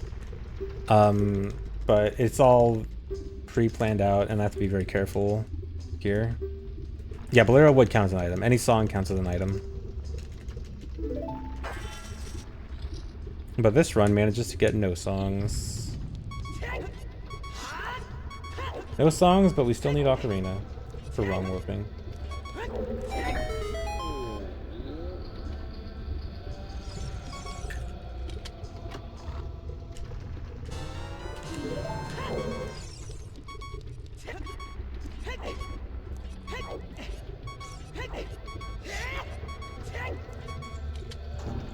Skulls do count.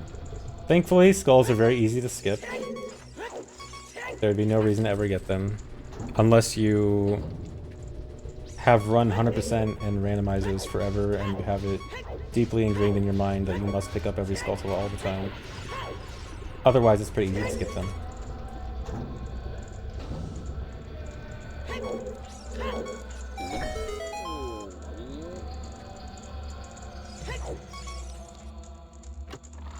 There is not a low percent 100%.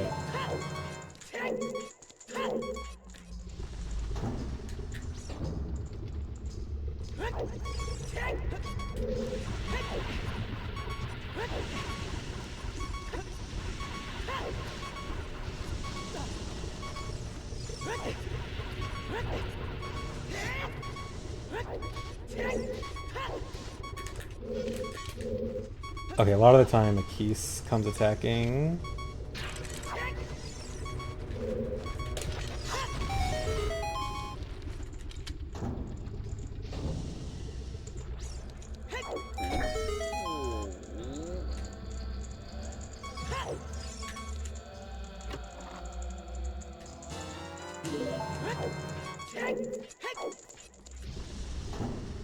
I did safety save as soon as I entered, yeah.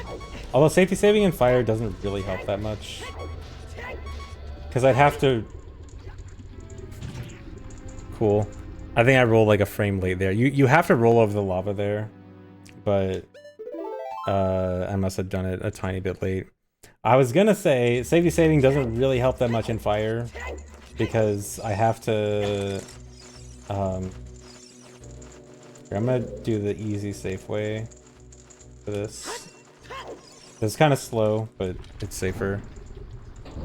But, yeah, I have to reset up 1/16 health, so it doesn't help that much.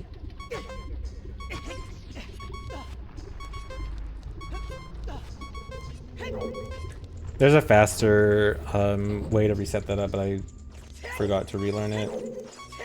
Because I didn't need it, because I'm so good at fire that I shouldn't need it. I did get the key, okay, that's fine. So I don't need to go back to that room.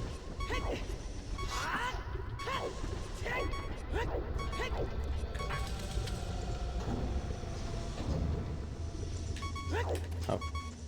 Supposed to side hop, oh well.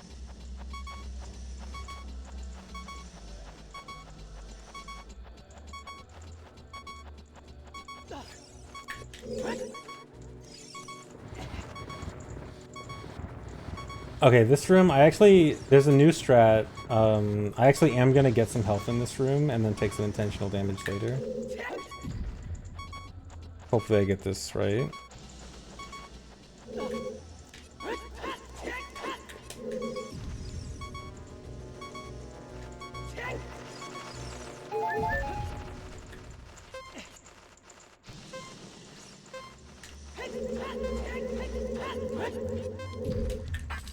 So, you see that the timer comes up immediately again. So next time I need a heat timer, or like next time a heat timer would come up, I need to get back to low health. But I can manage with some health before then. The purpose for this is I get to do a much easier method of block skip here. So I take some intentional damage to get myself back down, because I still have that 1/16th increment, so when I got the 2 hearts there, it was 2 hearts plus 1/16th. So as long as I take exactly 2 hearts again, then I'll be fine.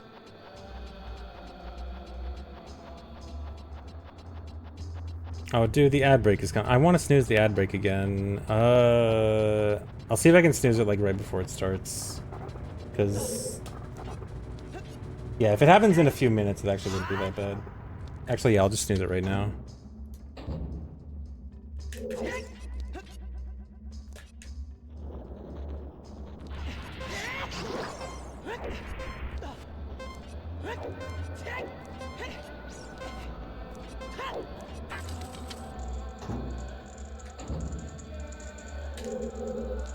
How'd I go through the ceiling? The ceiling there is only solid in one direction. Just doesn't exist from the bottom. A lot of collision in this game that you're only supposed to go through one way is only solid from one way. Easy little way to skip the firewall there just by rolling the right place. Just want to make sure that fire keys was gone.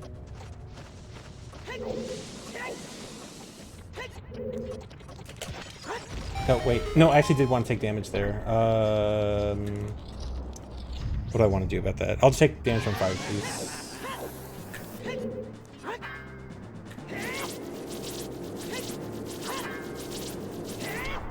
Uh-oh. So, I actually have to do QPA again for this fight, because the only way I would normally be able to hit Flare Dancer is with... oh god. Oh god. Okay, I have to hope that that didn't do any fire damage to me, but I can't really tell yet, because of how health increments work. Okay, this fight is kind of scary. I'm gonna wait the fire out.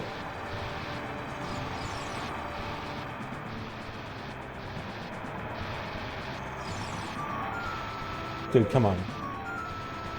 Okay. There we go.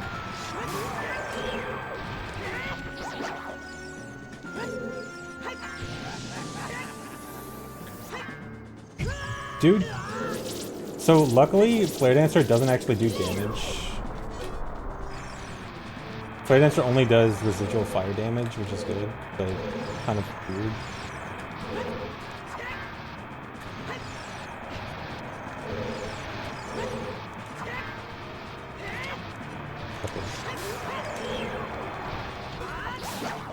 So there's a pretty good chance I took some damage there from fire. I can't really know until the next time I get hit. But this is potentially going to be a problem.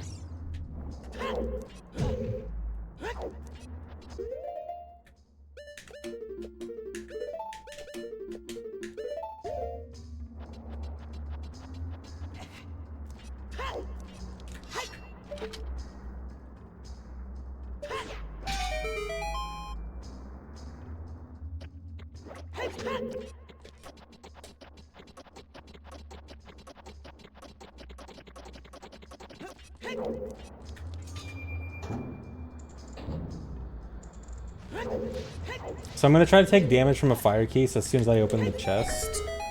If it still looks like I have 1 1/4, then I'm good. But if it looks like I have 1 heart, then I'm bad.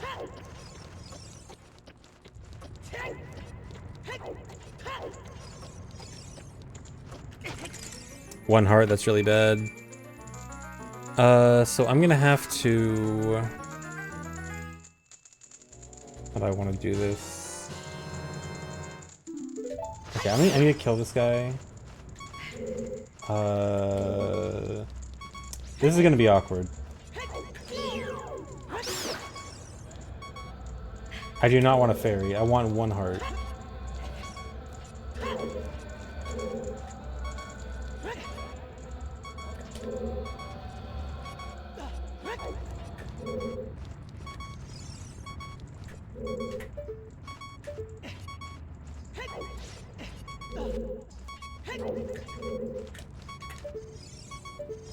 Actually, wait, I probably want this. Actually, do I want... actually, I don't know if that's what I wanted at all.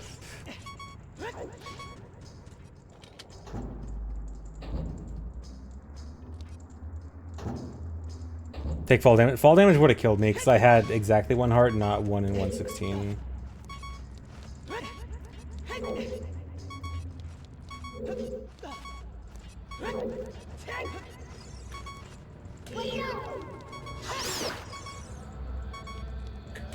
It's not even giving me health. This is super awkward.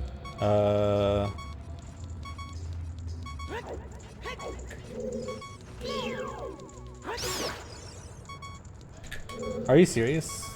How come it's either fairy or nothing?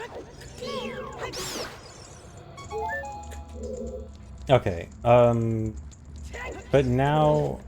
Okay, I'm gonna need 2 hearts. I'm gonna need one more heart. And then I'm gonna need... another hit from a fire keys. This is so awkward.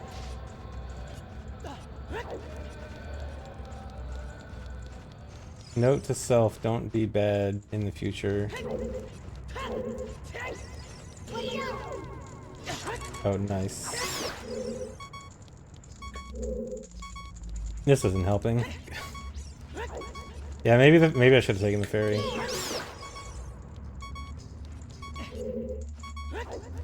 This sucks.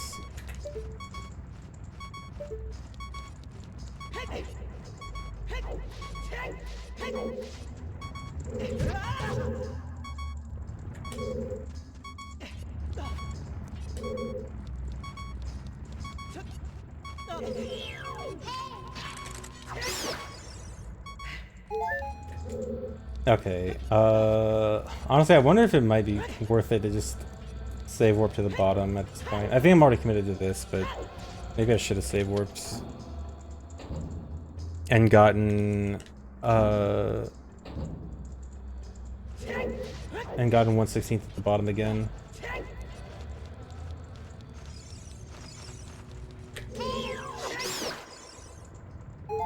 Okay, this is what I want, 2.5.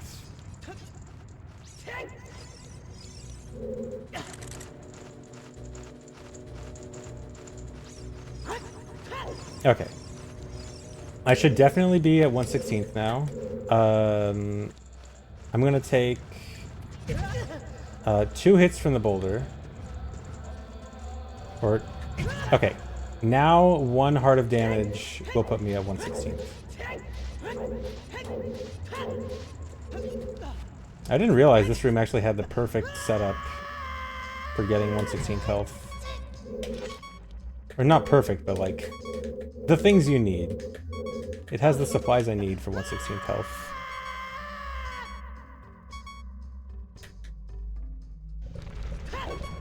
Alright, and now you see I have no timer again here.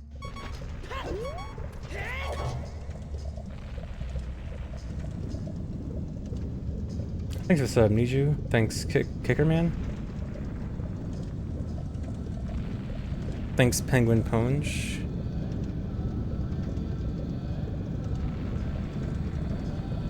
Alright, so the reason I need hammer is because there's no way to beat Volvagia without hammer. But all I need is to store it as power crouch stab, and then I can just crouch stab for the rest of the fight. So I'm actually going to unequip hammer here and use boomerang. And I'm going to try to use boomerang on Volvagia in the air.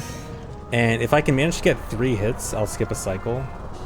If I can get 6 hits on the first one, I can skip 2 cycles, but that's super unlikely.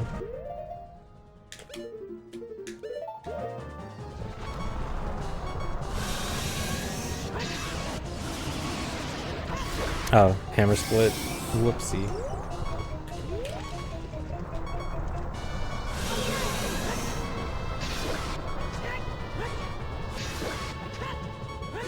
Okay, as long as I get 1 hit on the next phase, I'll get a cycle skip.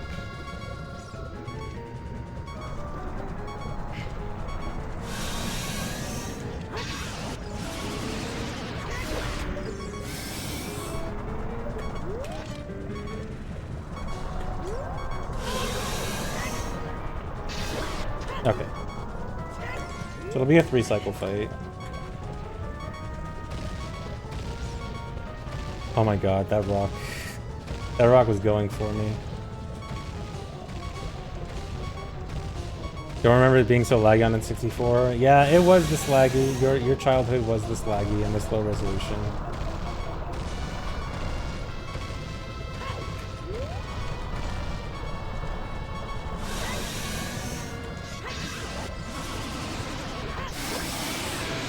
Alright. Yeah, nostalgia goggles are real and they're powerful.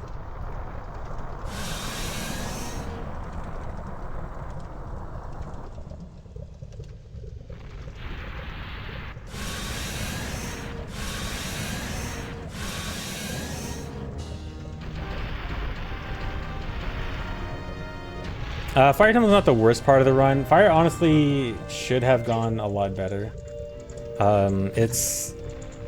It was me being bad, not so much Fire being bad.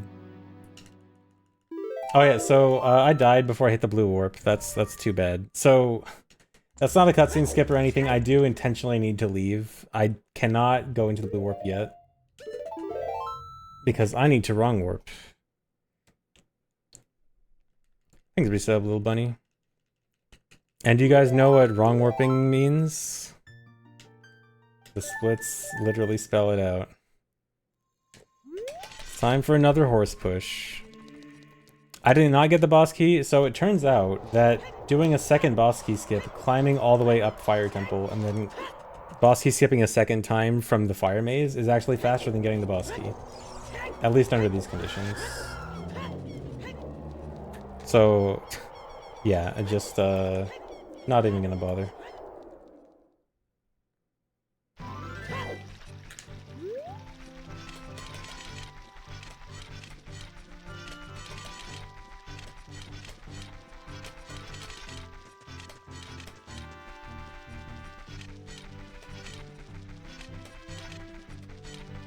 Deleting items does not lower the percent, so we don't count losing items as lowering percent. Because otherwise you could do stuff like get Deku Shield or Hylian Shield and just have it eaten by a like, which is kind of stupid. So as soon as you get the item, it counts. Love that camera angle. Thanks for the sub, Dave Boy. Boss keys are fine. Small keys and boss keys are not counted towards percent. Oh. Dude, I've been having a problem recently with my CRT cutting out, and I thought I fixed it last night, and I wasn't having any issues. And then, of course, it starts again once I start doing runs.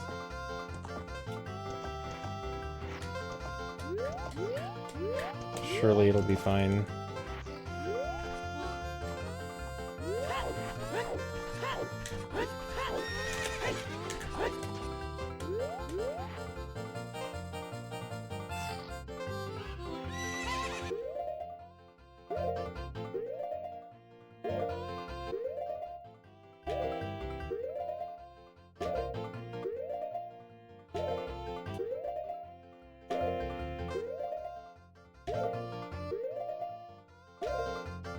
Come on.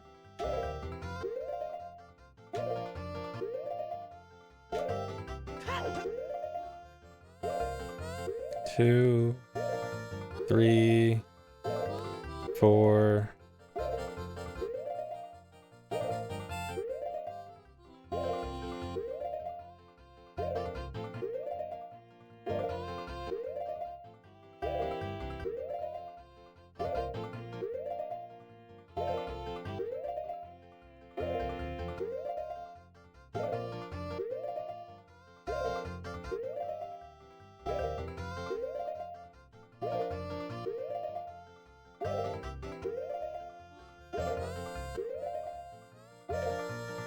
There we go. Yeah, it's always 19 pauses. 19 is just the max push you can get before the game starts not loading extra colliders to push you. Play on a CRT for lag reasons and motion reasons. Like CRT visually looks a bit smoother than playing on an HD TV, and lower input lag. I mean, theoretically, stuff like RetroTank, which I am using, mostly eliminates the input lag issue, but there's still like some split. some like motion clarity stuff that CRT is better at.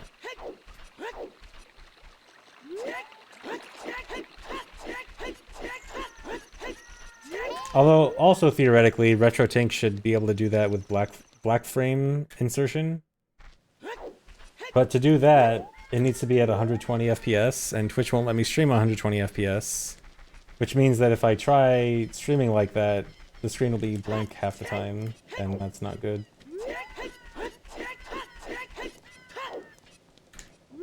But yeah, CRT's good. I like CRT.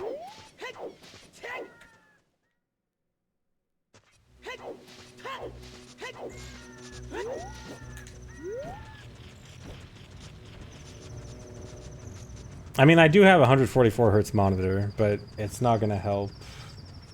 Like just it being 144 hertz isn't gonna help alone.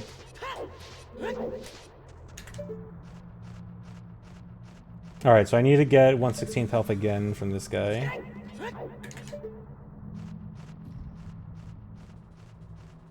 My monitor is 1440p.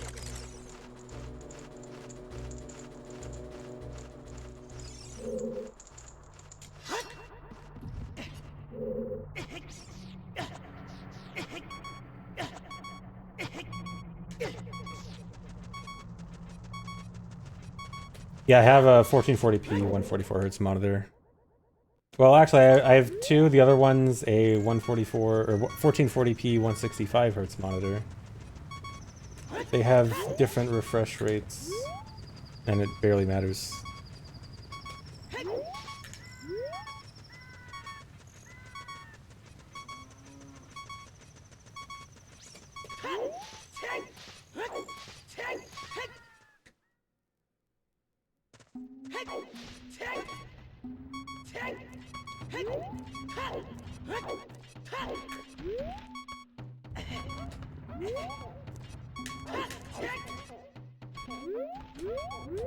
I have to do this clip again. I have to do everything I did to get the Fire Temple again. So this clip plus the Mountain Seam Walk.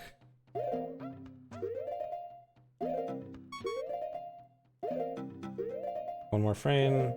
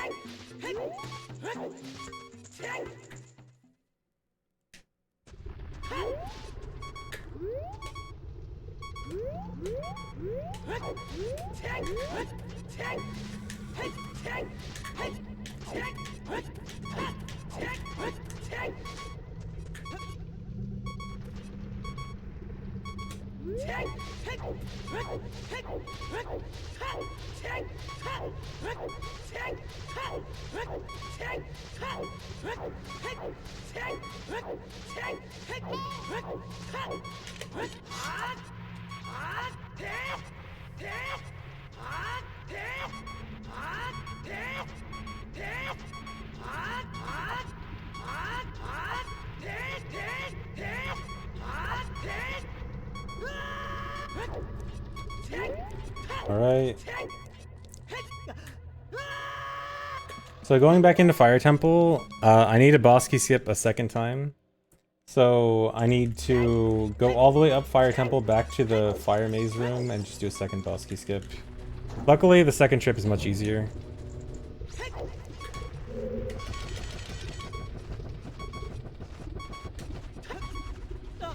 Don't... Okay. It'd be really bad if I died, because dying gets rid of the horse game property where I can use Ocarina, so I couldn't wrong warp. So I'm gonna try not to do that.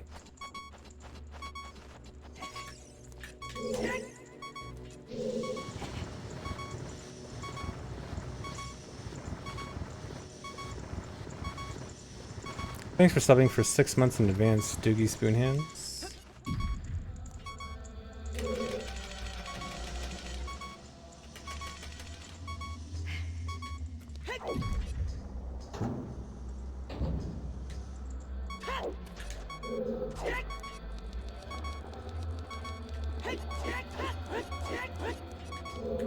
Come on.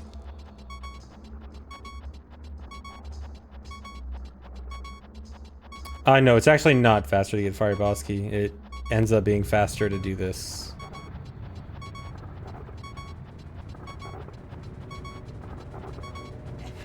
Don't... Okay.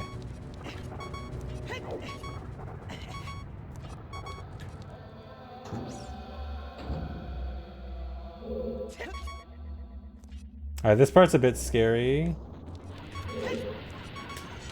Okay.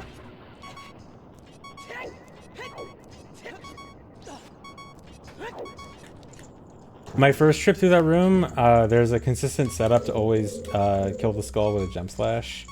But I can't use my sword here because of the horse glitch. Alright, so here's where I can boss key skip again. And then after this I do a wrong warp.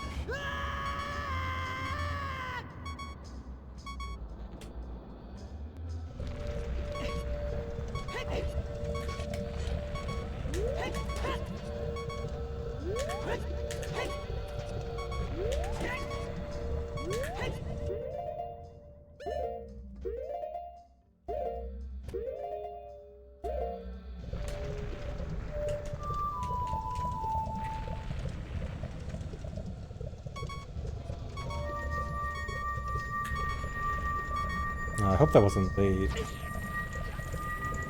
Okay, should be good. Alright, so because of the horse glitch, I can use Ocarina there to do a wrong warp. And this wrong warps me to Forest Temple. So this wrong warp is really important because to get into Forest Temple from the front way, you actually always get the minuet split. There's no way to avoid minuet getting into Forest Temple except for wrong warping in. Yeah, heart containers do count as items, so I need to avoid them. But yes, it is also just optimal to stay at low health. There's no reason to get them. I mean, it'd make Morpha safer, but that's pretty much it. I probably want to save after that. Alright, so this is probably the hardest boss fight. Phantom Ganon, because I do not have hookshot and I do not have bow. So I need to beat him with hovering, which is not easy. Come on. Hovering and QPA.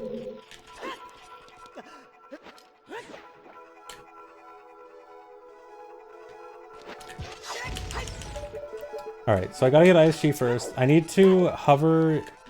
So I need to hover in between the ropes here, because it's the only way to set up getting empty jump slash QPA from falling off a ledge.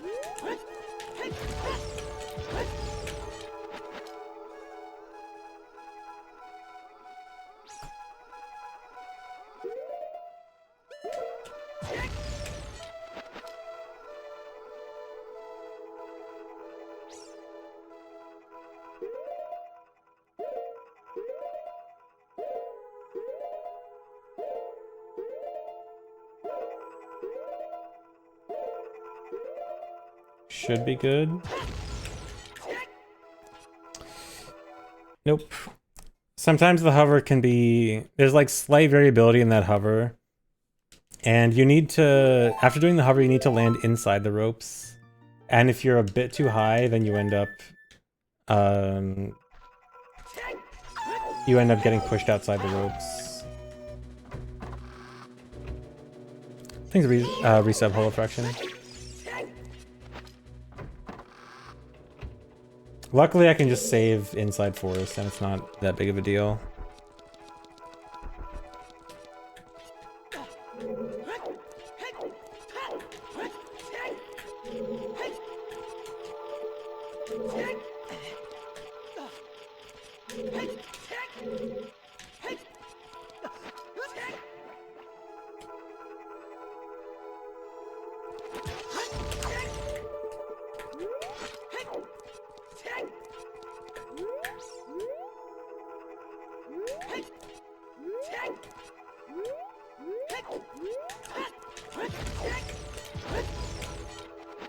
Uh-oh, that's really bad that I didn't fix the camera properly.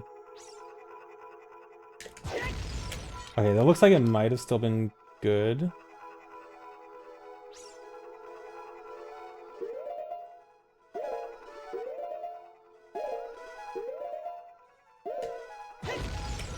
Yeah, chew count is very strict. Are you serious? So that Sia BK skip, it's not new, it's just that the normal way for setting up that BK skip is with bow or hookshot, which I have neither of. So I have to do an awkward method of trying to set up the camera using a side roll. And if I mess up the side roll a little bit, it's easiest to just adjust it with C up. It's just like a janky backup.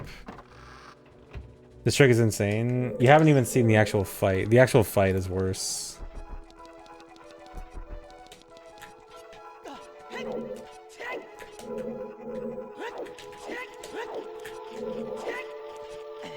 There we go. Ideally, I don't know.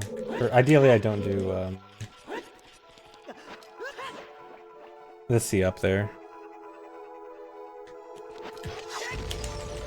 Oh no. Well, I wasted... Okay. I can't waste too much chews. Yeah, chew count is very tight this run.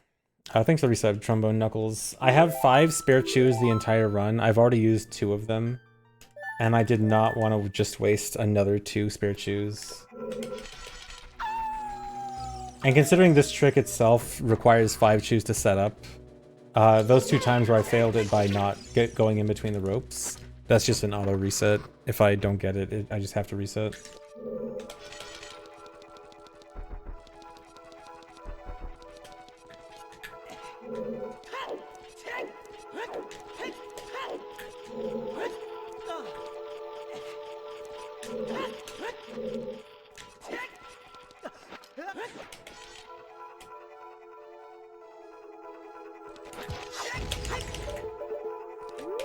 Yeah, this is the easy part. The hover here that I have to do to get in between the ropes, this is the easy part.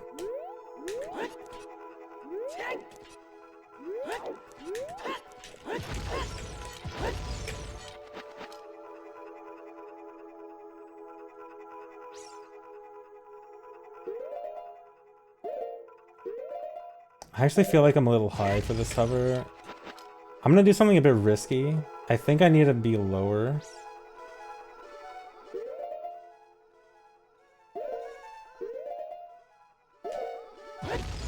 I actually went higher. This isn't gonna work either. Yep.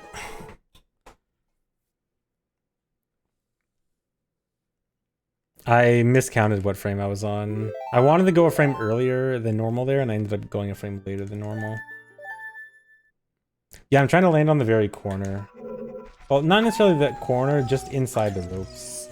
If you go too far towards the corner, then you get pushed out. So the reason for this is I need to do QPA, quick put away, which is a glitch where my sword gets glitch damage. And the only way to set it up is to fall off a ledge. And the only ledge I can fall off in this room is where the ropes are, but you normally can't walk off the ledge like normal. You can only do it if you glitch yourself into the ropes to fall off the ledge.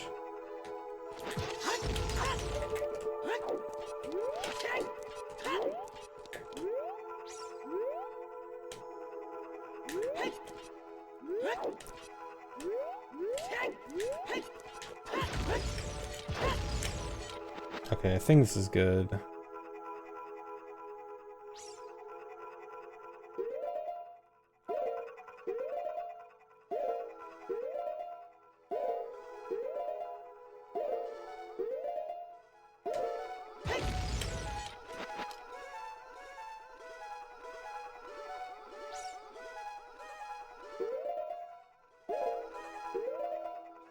Okay, this time I think it should work. Okay.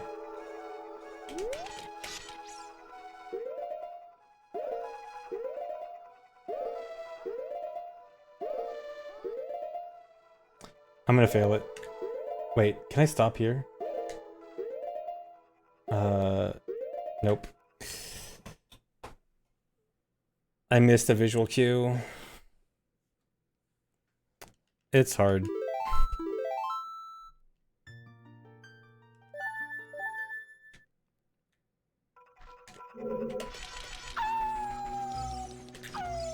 Because I have to hold up for 1 frame, the next frame up plus A, and then the frame after that up plus B. And I missed 1 frame.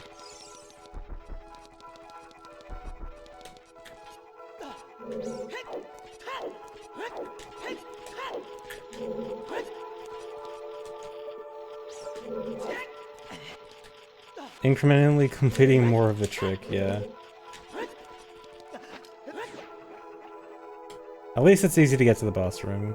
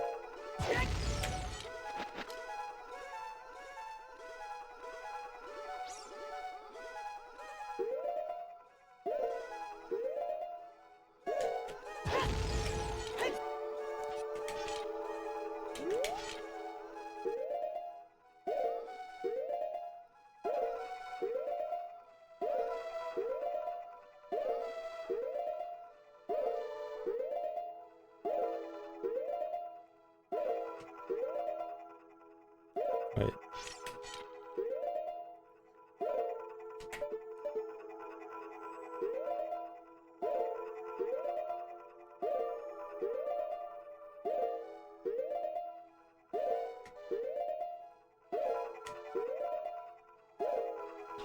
There we go. Alright, that's supposed to be the easy part. So now I have QPA active, so that's a glitch where my sword gets glitched sword damage and has a bunch of different properties. And one of them is hookshot / bow property. Well, hookshot and bow separately. And I don't have hookshot and bow, so my only way to hit Phantom Ganon here is to get that property on my sword and then hit him with my sword. The problem is he's in the air, and so I need to hover. But I also don't want to use choose to hover because I'm so tight on choose. So I have to hover off of his lightning attack mid-fight to hover to the center of the arena.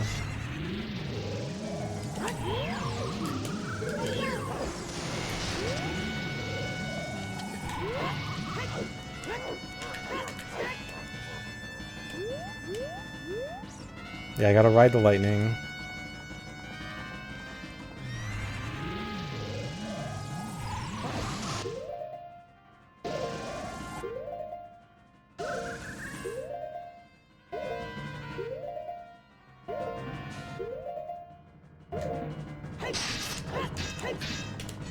Got the triple. Managed to get 3 hovers in 1, which is kind of hard there.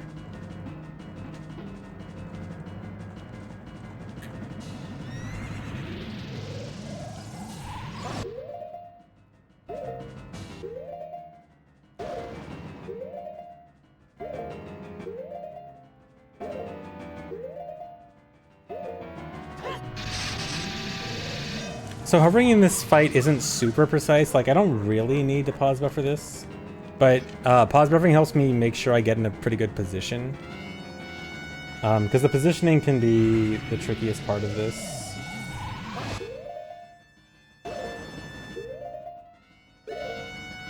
Or like the trickiest part of hitting him after I'm done with this.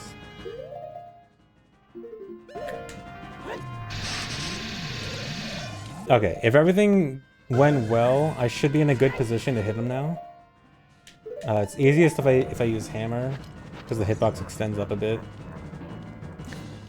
So now, hopefully, when he comes into range, he'll just walk into my hammer and get hit. Like that. Perfect. And I just need that to happen 3 times. This is going to end up being the hardest run ever. Probably not the hardest run ever, but it's definitely one of the harder OOT runs for sure.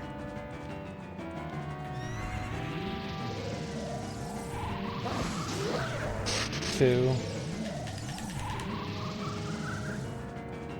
ETA, this run will probably be about 3 hours. A good run will probably be 2.5 or less.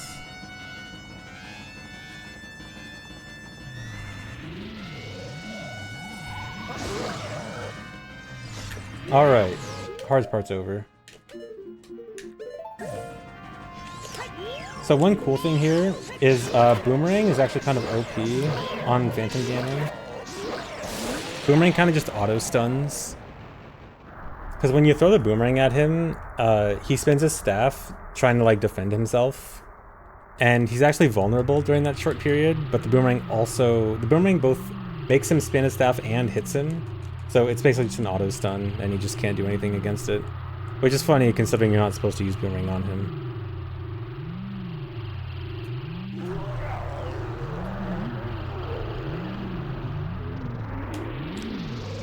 So the only way to lose QPA during the fight is if I swing my sword. So I can lose QPA if I'm stupid and I swing my sword when I'm not supposed to.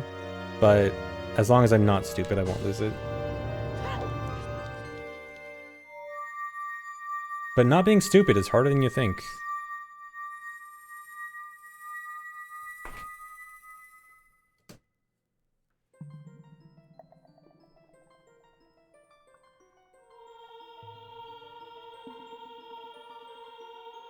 Okay, so the rest of the run, there's nothing too difficult for the rest of the run. There's still a few moderately difficult things, but we're past the really hard stuff.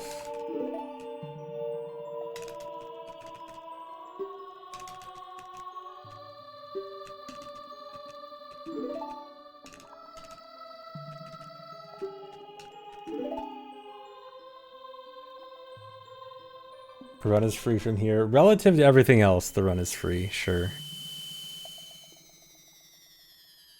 Which category is the hardest, if not this one? Max Percent Child is up there, especially new Max Percent Child, because Max Percent Child actually has a few new items compared to when I last ran it, but it still has to do Gwei Hover, so that's definitely up there. There's a category I haven't actually ran called No Inventory Explosives, where, as the name implies, you have to get as much as possible except having no bombs and Bombchus in your inventory, which is basically just lots of no explosive tricks. And if you guys noticed from this run, tricks where you try to not use explosives are kind of hard, and so that run is pretty difficult. I don't know about Max Percent Child again soon, but eventually for sure.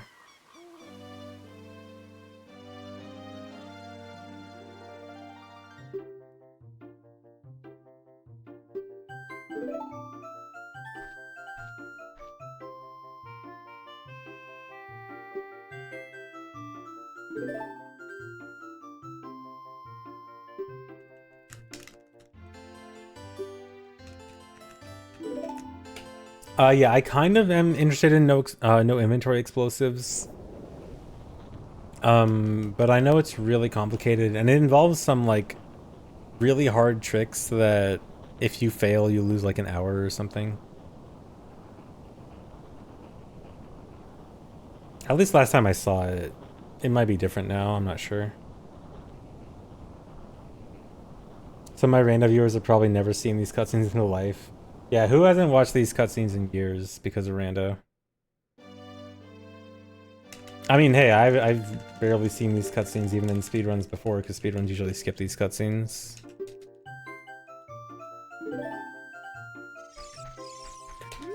Okay, so now I have to clip into Deku.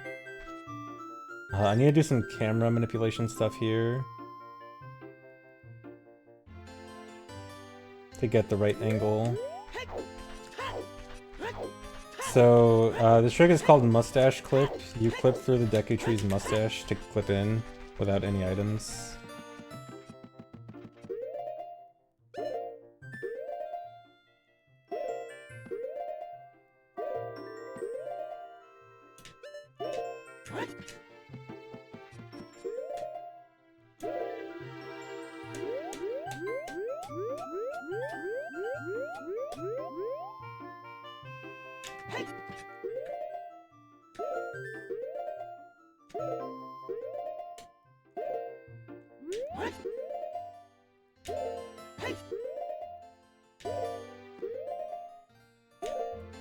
Okay, that actually went really well.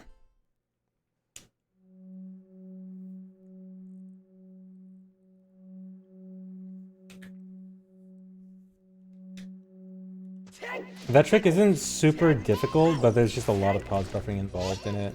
Nice. Tried to skip the text there. I've never run glitchless. I am interested in glitchless.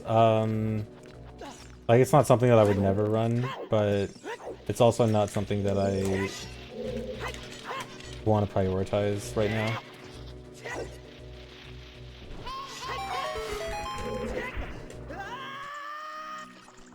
So I needed to get on the chest just to get QPA to burn the webs.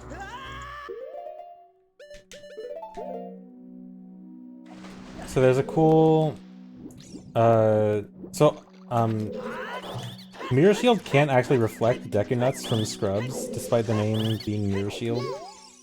So without Hylian Shield, I actually have no way to reflect the nuts back at the Scrubs, but luckily you can actually use the hammer.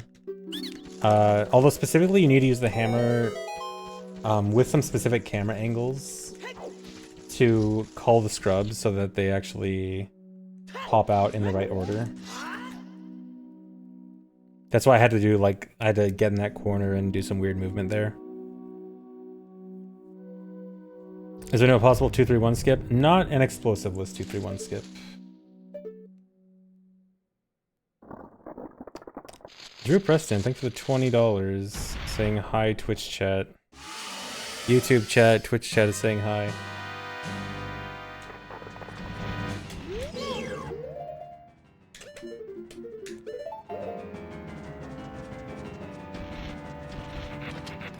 So luckily the Boomerang can knock Goma down.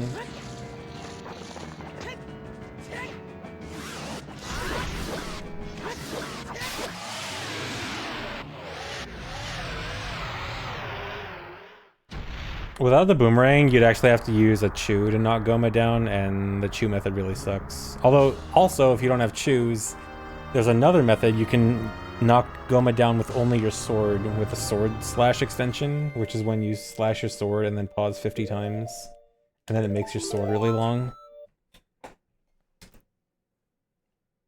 And you can technically use that to beat Goma.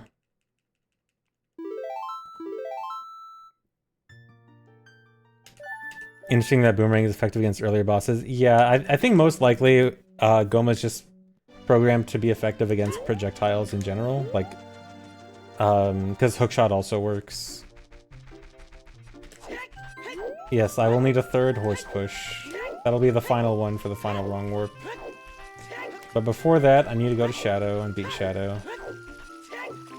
Shadow's somewhat straightforward. It's straightforward speedrun-wise, because it does basically the same trick that a regular speedrun would do.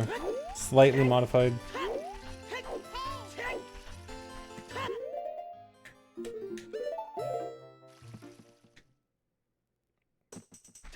How do you know where to go with everything in Chinese? Because I speak Chinese.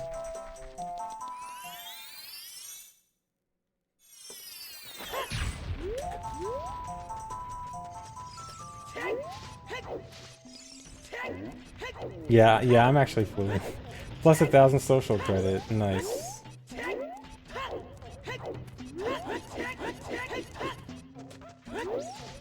I can't prove it to you right now, though. No, I can't do that. It's... I'm too tired to prove it to you right now. Sorry.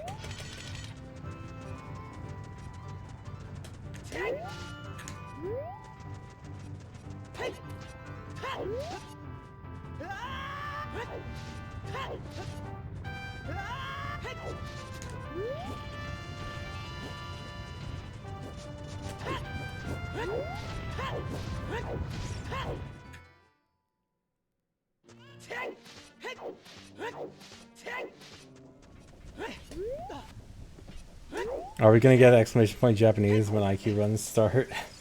Yeah, I need to bring back the... Oh, I gotta be careful not to talk to that guy. I gotta bring back the King of the Hill meme. The "so are you Chinese or Japanese" meme. That one's so good. I think there should be a bot command for it, I think. Yeah, there it is. I love that.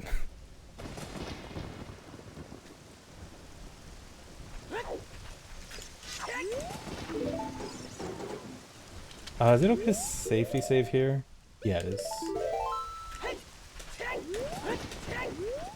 Oh, it's kind of a bad safety save. I mean, it works, but I don't want to use it.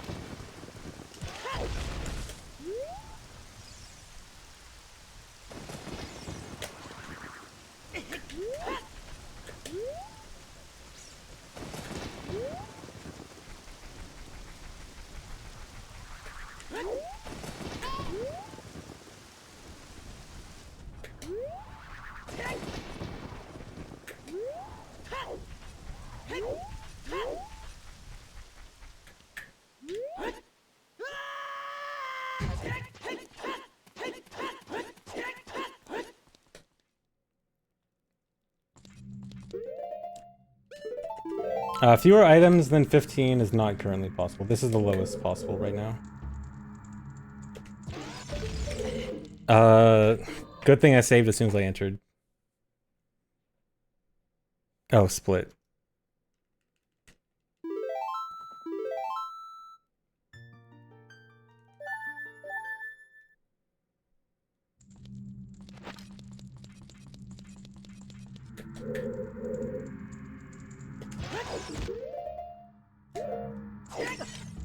Really? That didn't look early.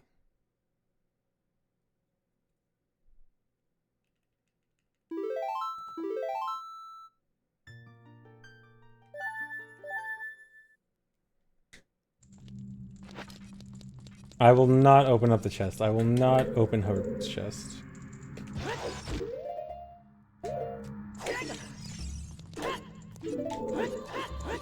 I will fight every urge to open the chest.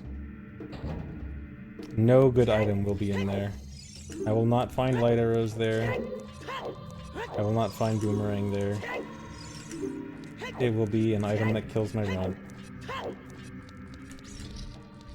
There is no hookshot in there.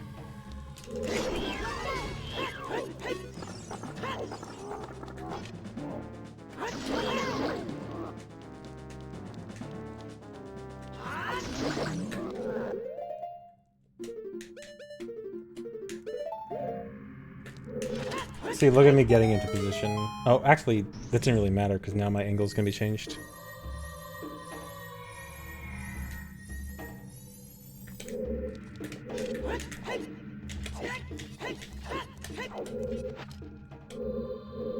Alright, so I gotta do an out-of-bounds clip to the boss door.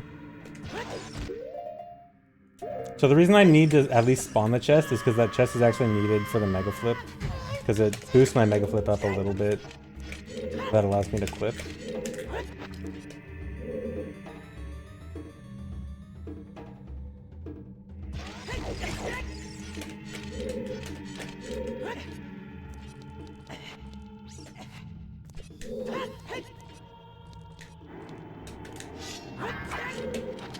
Oh.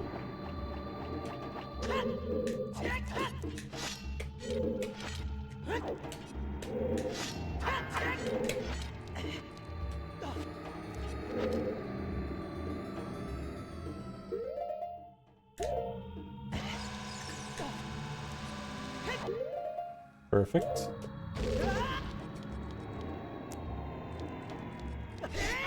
So the collision that I was standing on was the unloaded room in front of the boss door, but you can't open the boss door without it being loaded, even if I had the boss key. So I had to do a second, another clip, a ledge clip plus damage boost to get through the boss door.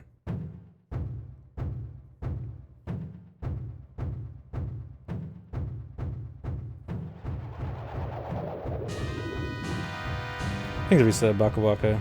Yeah, missing the ledge clip there really sucks. Thankfully the bongo fight's relatively easy. Especially when he just runs into me like that. He did half the fight for me.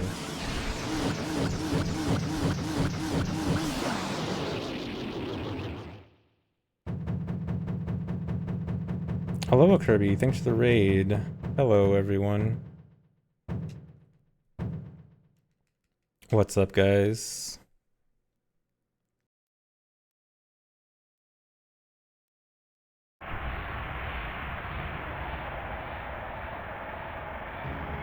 I'm nearing the end of a really hard low percent run.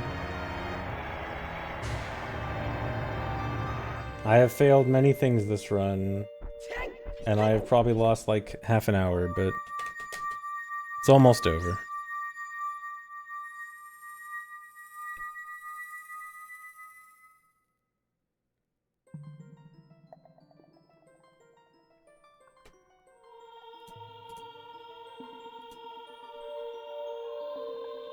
Split.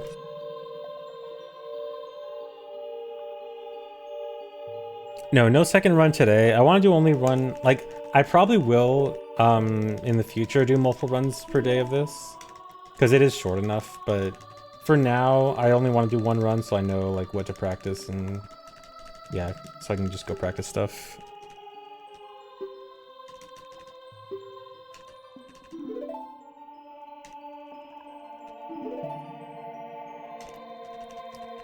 Yeah, so horse push lets me use Ocarina anywhere because the horse game forces you to always allow Ocarina. And it also disables all other items. So yeah, that's also why I have to do Goma earlier. Is I have to kill Goma before I do horse push because otherwise I just can't beat Goma. Wait a second, yes you could. If you did... Theoretically... If you did, no, never mind. No, you couldn't. I was gonna say, theoretically, if you did sword extension for Goma, then you actually could do it with no items. But I forgot you actually could not get past the scrubs without hammer. So never mind. So I guess that theoretically means that you could just get rid of the scrubs and then leave, but I mean, you might as well get rid of Goma too. Yeah, another reason 231 skip wouldn't be good. Okay, so I actually have to go back into Shadow and then save and reset. Because if I did the route normally right now and just did the wrong warp without doing anything else special, the game will actually crash on the wrong warp. Because of something stupid called cutscene pointers, which is a really annoying thing with wrong warps and complicated, but basically I have to save and reset the game so that the last cutscene watched is now the title screen instead of the Shadow Medallion cutscene. And then this way the wrong warp will actually work properly.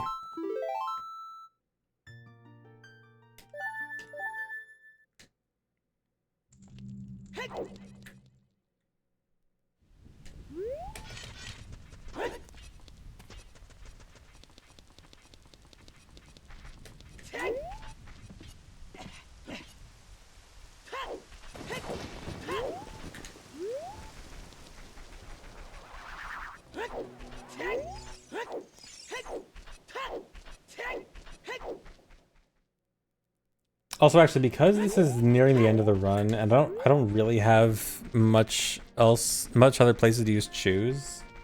I could actually use a Chew. Actually, no, I don't want to use a Chew here, because I want to practice the jump slash Wes. But I guess theoretically I could use a Chew here, since there's only one more required Chew. Oh, I didn't want to do that. Should still work. I should just be able to do this.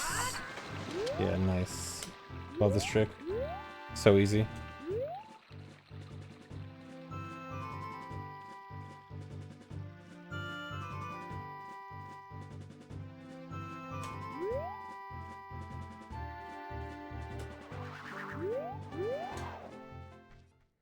Alright, time for round 3. Technically 4, because I failed it once and had to redo it.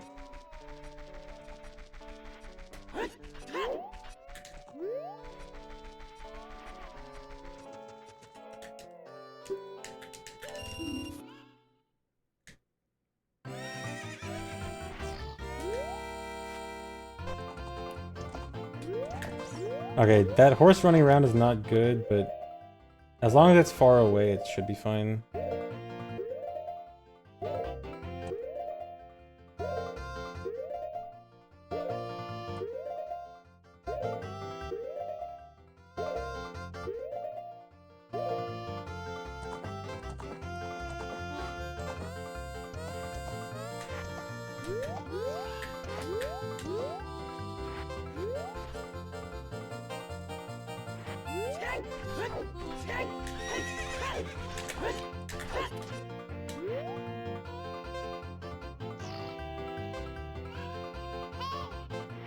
So it's actually random if this horse jumps up or not? Okay. I was gonna say, like, theoretically, he could just not do that animation, and I just sit there for like 30 seconds.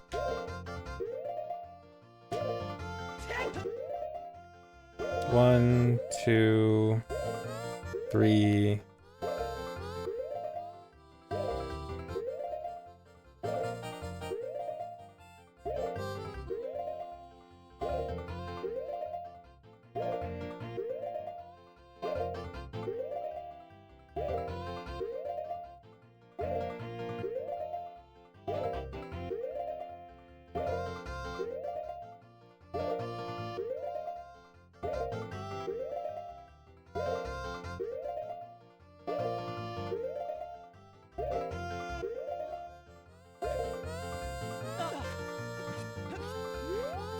Alright.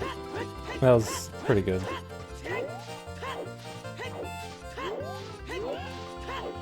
So now this will let me use Ocarina in Goma's room, and then I can wrong warp to Ganon's castle.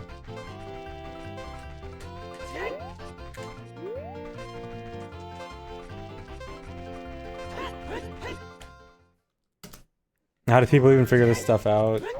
A lot of the time, it's just learning about certain game mechanics, like something weird happens to someone, like by some accident, or people just want to look into how a certain game mechanic works, figure out the specifics of what's happening, and seeing if you could apply that somewhere to cause funny stuff to happen.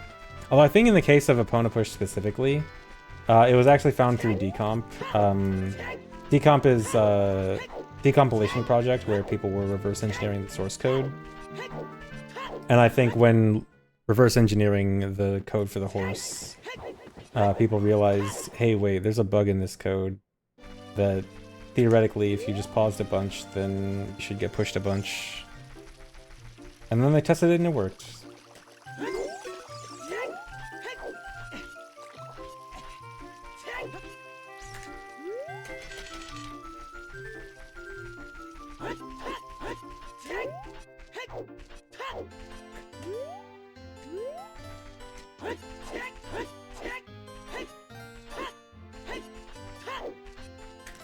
We gotta clip into Deku a second time.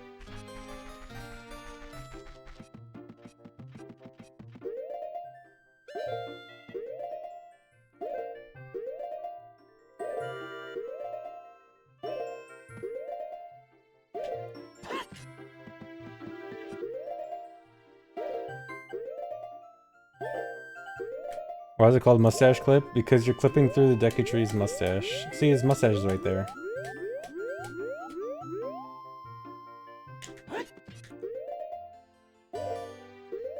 Oh, that's 2 frames. Now I gotta restart the whole trick.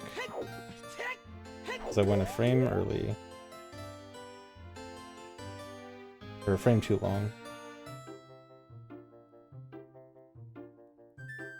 I'm trying to do a camera manipulation trick to snap the camera to a cardinal angle.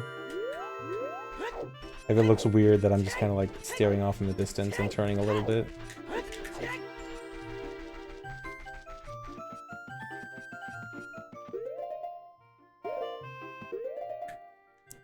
Went too far.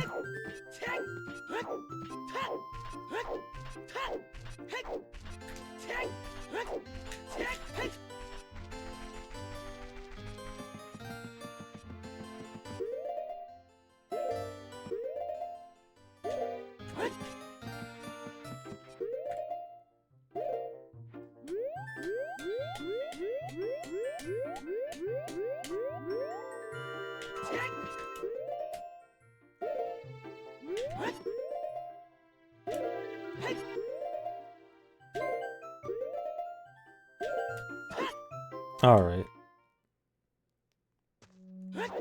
Back in. Now it's just wrong warp.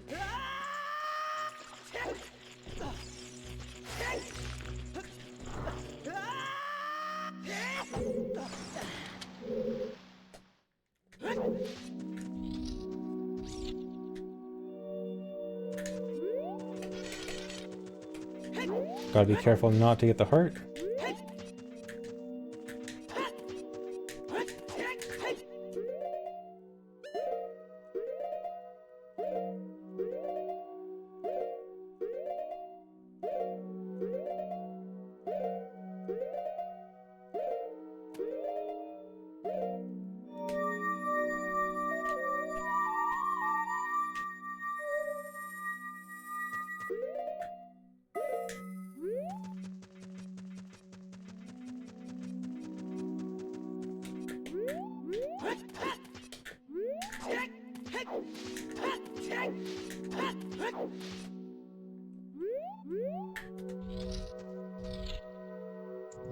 All right.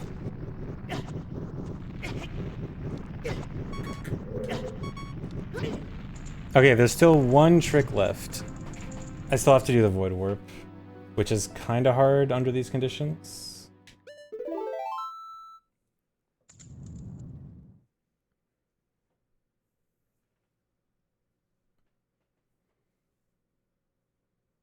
Do we see the Lonely Rock? No. Unfortunately, no. Actually, you might be able to spot the Lonely Rock. If I look out for it intentionally, you'll probably see it, but I probably won't look out for it.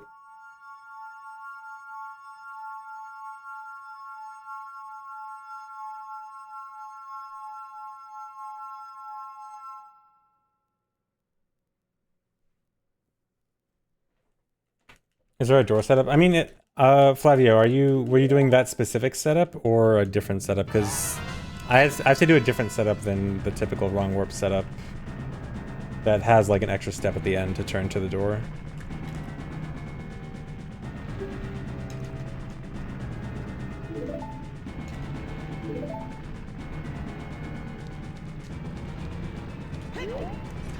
Okay, so I have to... There's a rock in my way. I have to get into a certain position and then... Wait, don't hit me, please. Okay, cool. I need 2 more frames.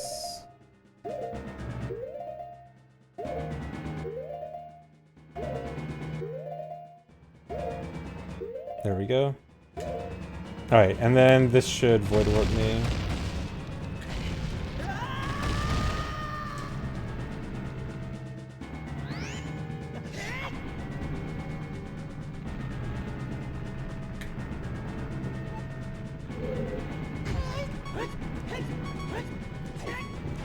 Down to the very end of Castle Escape.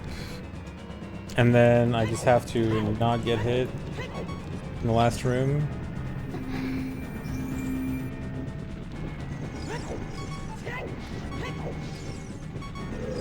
Dude.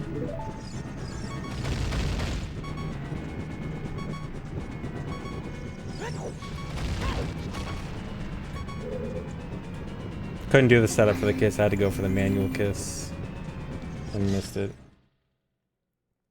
Dude, incoming ad break. It's gonna try to start an ad in the middle of the Ganon fight. Alright, snooze the ad break.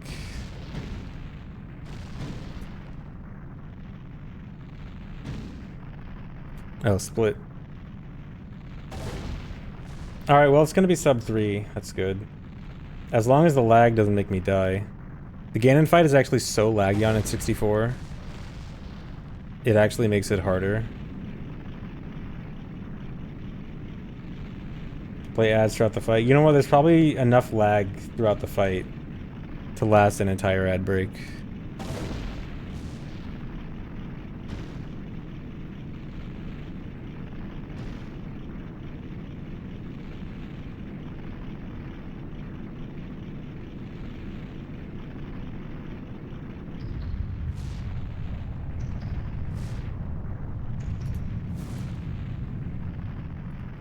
Yeah, slow motion frames, sure.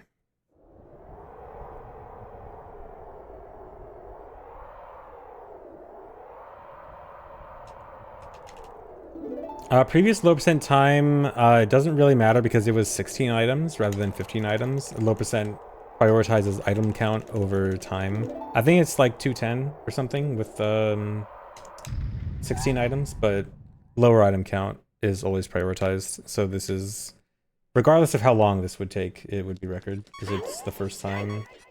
No one's completed 15 items yet.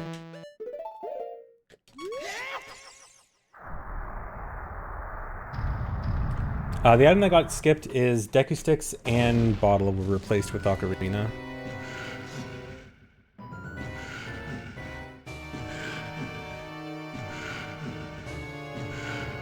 You've done 14 items. Oh, cool. Wow, you're so good.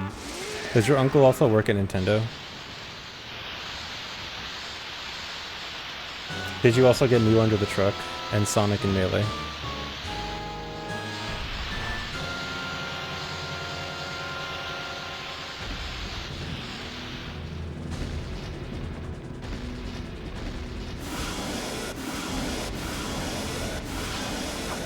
He got Mew over the truck. Oh man, even better.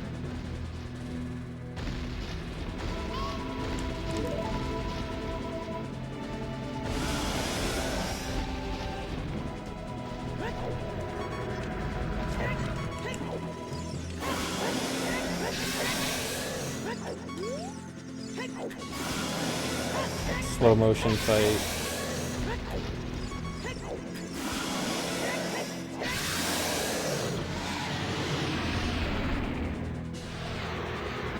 Yeah, the lag here is pretty bad. It's like 25 seconds slower than on PC.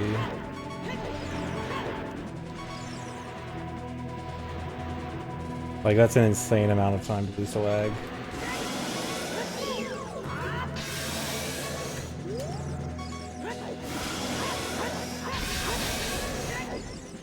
Oh, and right in front of the camera, too.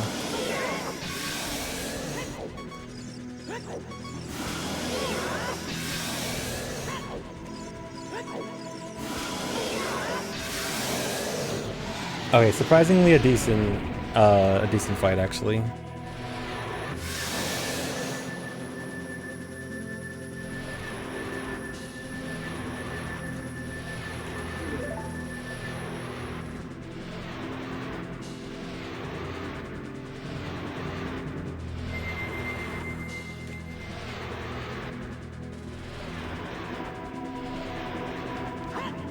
Alright, there we go. First, low percent all dungeons, 15 items run done. Thanks for 200 bits, Colorado.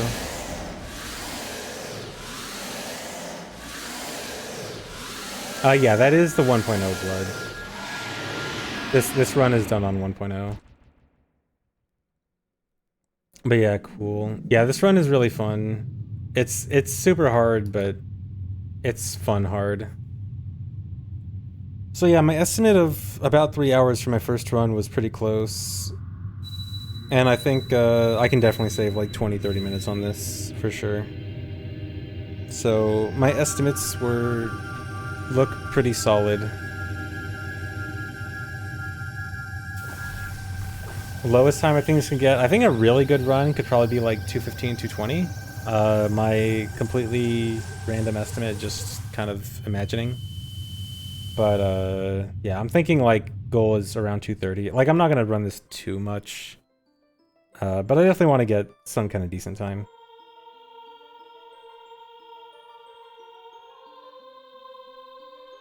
But yeah, this is really fun. Did you guys like it? Did you guys like the run?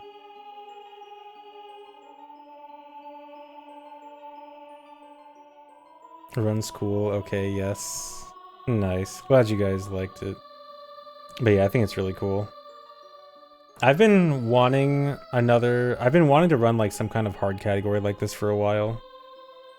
But just didn't really see something that I really wanted until now. Hispanic at the Disco, thanks for gifting 10 subs.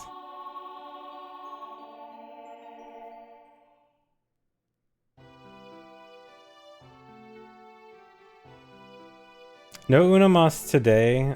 In the future, I'll probably do multiple runs in one day.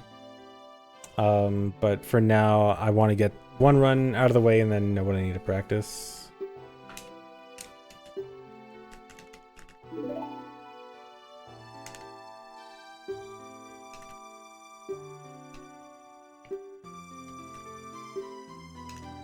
Thanks, resub, Tepid Black. IQ. You guys want to see IQ?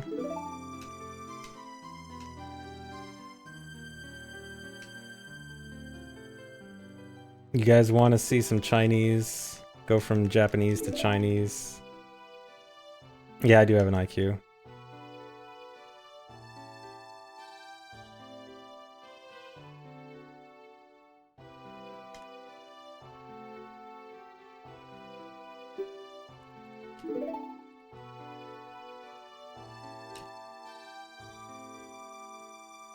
At ZFG1, are you real? No. I'm an AI.